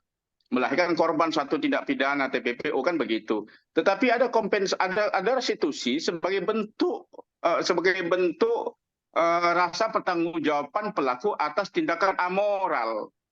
Nah, begitu cara menariknya menurut saya kan, amoral. Tetapi bentuk restitusi ini negara memang mengatur dan peratur perundang-undangan, tetapi restitusi dibebankan pada pelaku kejahatan. Nah, baru nanti bentuk moralitas inilah yang akan dilihat apakah berjalan atau tidak gitu kan begitu. Nah, sisi lain juga bahwa mungkin ada bentuk-bentuk lain sejenis trust fund dan sebagainya sebagai bentuk pertanggungjawaban moral masyarakat misalnya. Jadi trust fund itu bisa jadi dia bukan negara mengelolanya, tetapi bisa jadi masyarakat, kepedulian masyarakat terhadap korban ini. Makanya memang pendekatannya Ibu Rosmalinda tadi bicara soal antropologi. Mungkin yang lebih tepat pendekatannya sosiolegal ya. Walaupun sosiolegal itu bukan sosiologi, tetapi dia pendekatan masyarakat secara luas, termasuk antropologi, termasuk victimologi, ya, korban kejahatan, termasuk penologi dan lain sebagainya. Jadi ini penelitian multidisiplin. Jadi saya setuju ada pendekatan antropologi yang ruang lingkupnya itu payungnya ke sosiolegal gitu.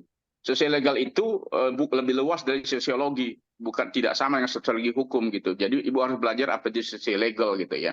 Nah, jadi dari situ, Mbak, maka terwujud suatu peraturan, mungkin peraturannya merujuk kepada esensi filosofis yang dikemukakan oleh Prof. Elwi Daniel di KUHP baru tadi, bahwa sebenarnya kita itu sekarang menganut asas keseimbangan antara pelaku dan korban.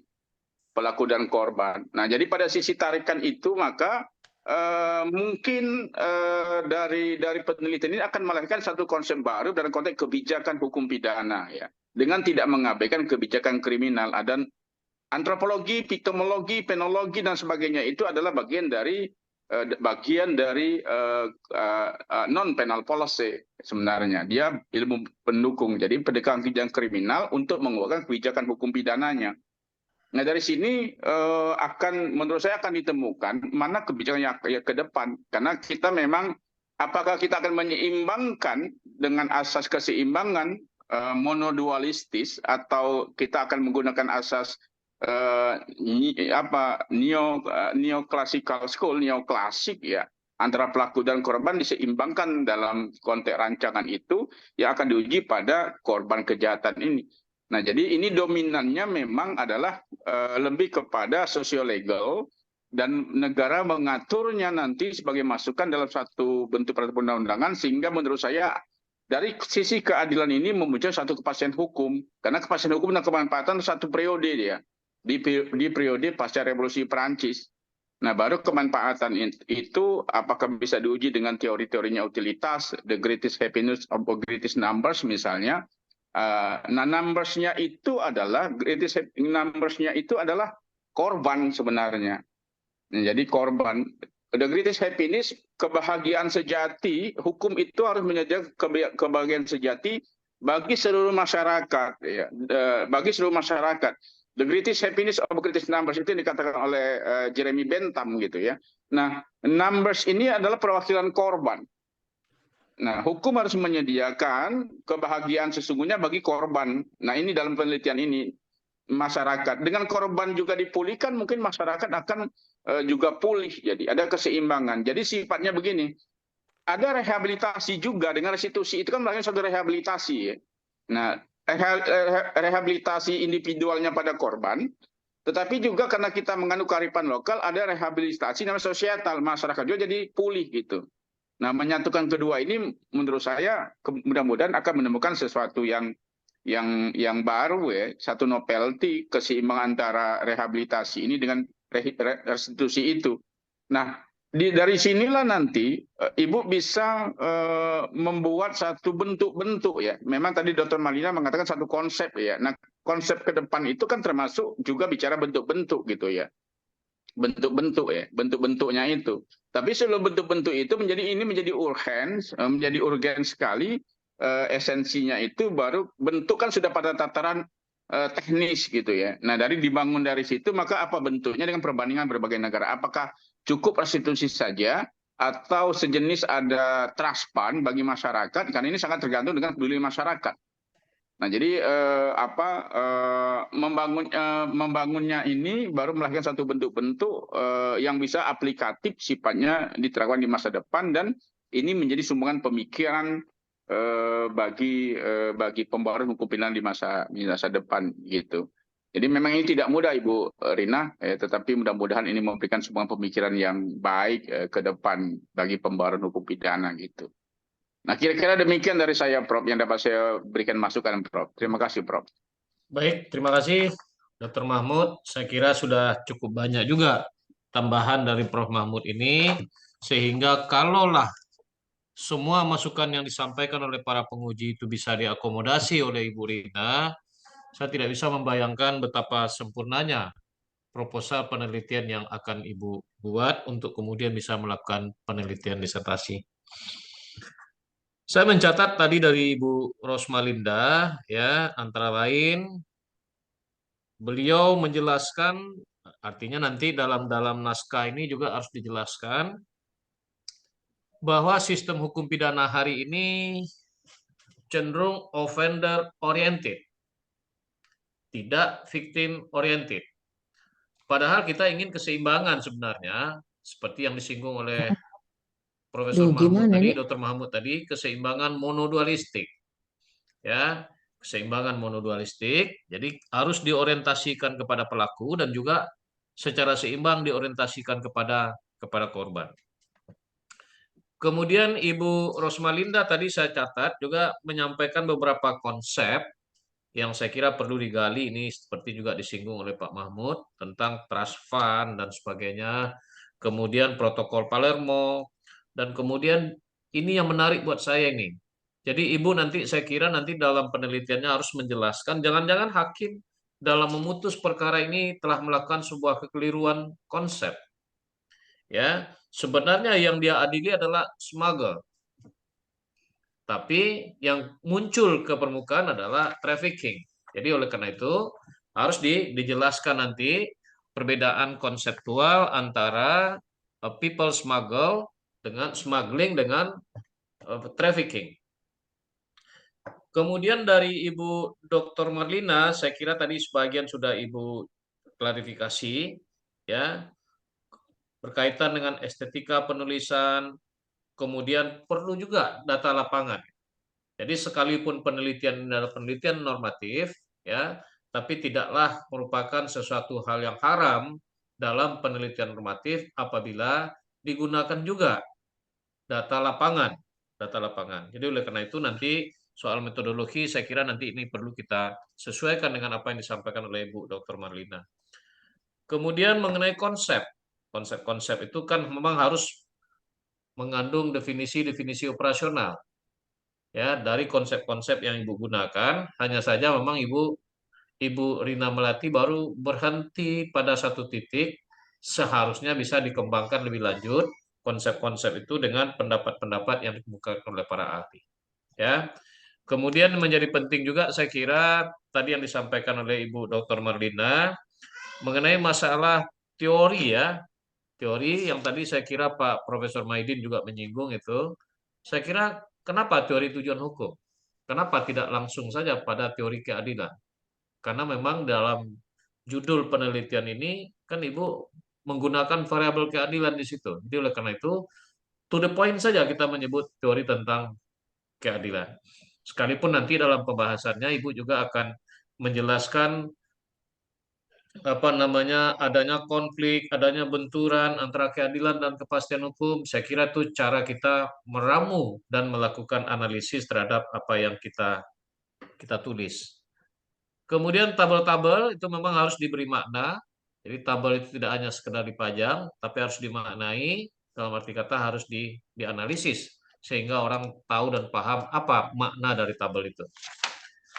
Kemudian tadi Pak Profesor Maidin menyinggung mengenai masalah rumusan masalah. Kemudian beliau mengkaitkan dengan konsep law in the book atau law in the theory dan law in action. Saya kira memang ini harus kita ejawantahkan dalam rumusan masalah yang Ibu rumuskan. Rumusan masalah yang pertama saya setuju bagaimana pengaturan. Jadi Ibu melihat bagaimana kondisi pengaturan tentang perdagangan manusia itu hari ini. Apakah sudah mengakomodasi pemberian restitusi atau prinsip keadilan terhadap korban apa belum? Nah, kemudian bagaimana aturan itu diterapkan? Dalam penerapan ada enggak kendala-kendala apa yang kira-kira nanti dalam penerapannya bisa Ibu lihat dalam kasus yang mengejawantah dalam putusan hakim tentang pengimplementasian dari restitusi terhadap korban itu. Karena tadi Ibu Marlina menyinggung juga, saya kira penelitian ini tidak hanya berhenti pada putusan hakim, tapi dengan cara bagaimana putusan hakim itu telah diimplementasikan. Persoalannya sekarang sebenarnya di situ. Cuma kita memang saya kira harus mensiasati dalam metode penelitian supaya kita tidak terjebak dalam penelitian empiris, sementara penelitian yang dilakukan adalah penelitian normatif. Ya. Dan saya setuju dengan Pak Maidin. Kemudian mengenai kerangka teori juga, ya jadikanlah teori keadilan itu sebagai teori yang utama. Kemudian Ibu masuk pada teori kebijakan kriminal. Dan saya ingin memberikan catatan, Ibu gunakan teori viktimologi. Nah, viktimologi itu saya kira adalah kan bidang ilmu bagian cabang dari kriminologi. Jadi Ibu jangan jadikan itu sebagai kerangka teori. Tapi mungkin pemikiran-pemikiran viktimologis itu bisa nanti Ibu tempatkan dalam kerangka teori kebijakan kriminal. Ya. Tapi nanti saya kira ini menjadi catatan kita untuk kita diskusikan lebih lanjut. Nanti saya akan berdiskusi dengan Dr. Mahmud, dengan Dr. Eka tentang dengan cara bagaimana agar apa yang disampaikan oleh para penguji tadi bisa kita ramu sedemikian rupa sehingga ada perbaikan terhadap naskah proposal penelitian ini. Saya kira sesi tanya jawab dengan para penguji sudah selesai. Saya hanya bisa menyampaikan sebagai promotor ucapan terima kasih kepada Bapak Ibu sekalian yang telah secara konsepsional menyampaikan pemikiran-pemikirannya untuk menyempurnakan naskah proposal penelitian ini. Mudah-mudahan apa yang kita lakukan hari ini menjadi amal ibadah bagi kita semua. Untuk selanjutnya saya kembalikan kepada Ibu Profesor Ningrum Natasha Sirait selaku Ketua Program Studi. Demikian Bu, terima kasih. Assalamualaikum warahmatullahi Baik, wabarakatuh. Prof. Elwi, terima kasih. Kami juga mengikuti dari tadi, sangat menarik ya untuk kita bahas tentang kelanjutan daripada proposal. Saya cuma mau ngecek satu tadi, Rina ada presentasikan tentang desain penelitiannya enggak ya, Rina? Ada Prof diramu dengan kepada tabel isu hukum, kemudian ada beberapa Prof. Oke, Ada Prof. karena itu sekarang menjadi kewajiban di dalam buku pedoman ya, sehingga nanti kami bisa memberikan surat pengantar. Untuk sementara tolong dikeluarkan dulu Rina dari layarnya. Sayang sekali Dr. Eka tidak ikut hadir ya, karena ada ini. Tolong dengan perbaikan ya, dan kami berharap semua formulirnya bisa di follow up karena kami mau ya ketertiban administrasi juga sudah masuk. Rina, tolong on cam Rina. Baik, terima kasih Jelek Prof. kali Ningrum. ya, itunya koneksinya jelek kali ini ya. Hah? Silakan Prof. Terima kasih Prof. Saudara Rina Melati Sitompul. Ya, Prof. Bersama ini saya umumkan bahwa saudara dinyatakan lulus dalam seminar proposal atau kolokium disertasi ini hanya saja dengan melakukan penyempurnaan sebagaimana saran dan masukan yang disampaikan oleh para penguji tadi. Ya, Prof.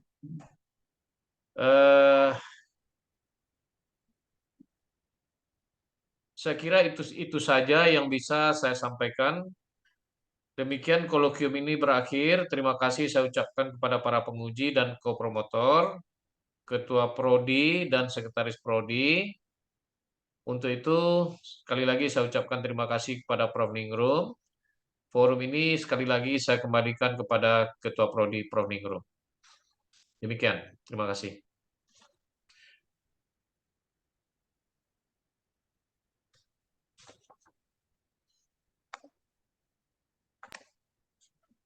Prof, izin. Ya. Oh, udah.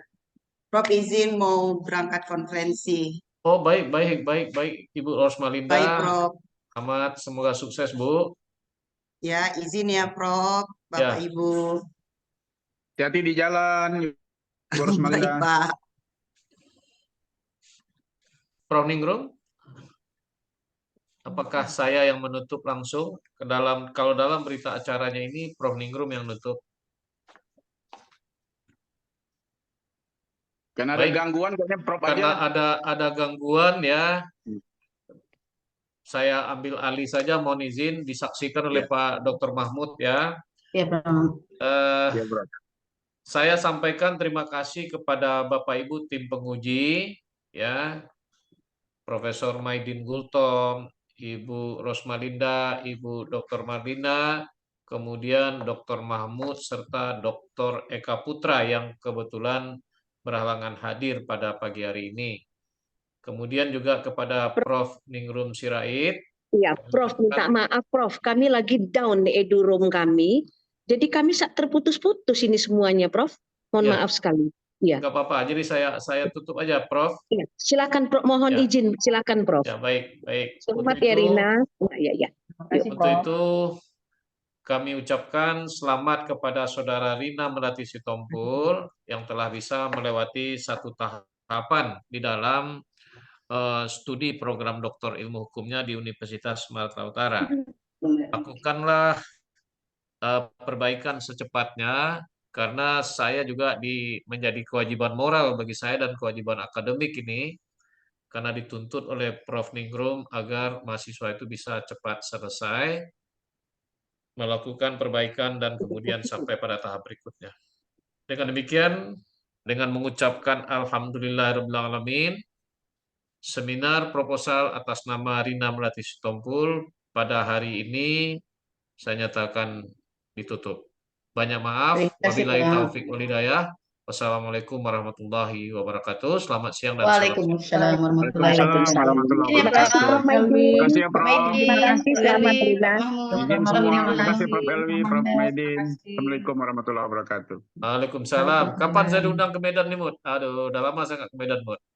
Iya, nanti pas ujian daring.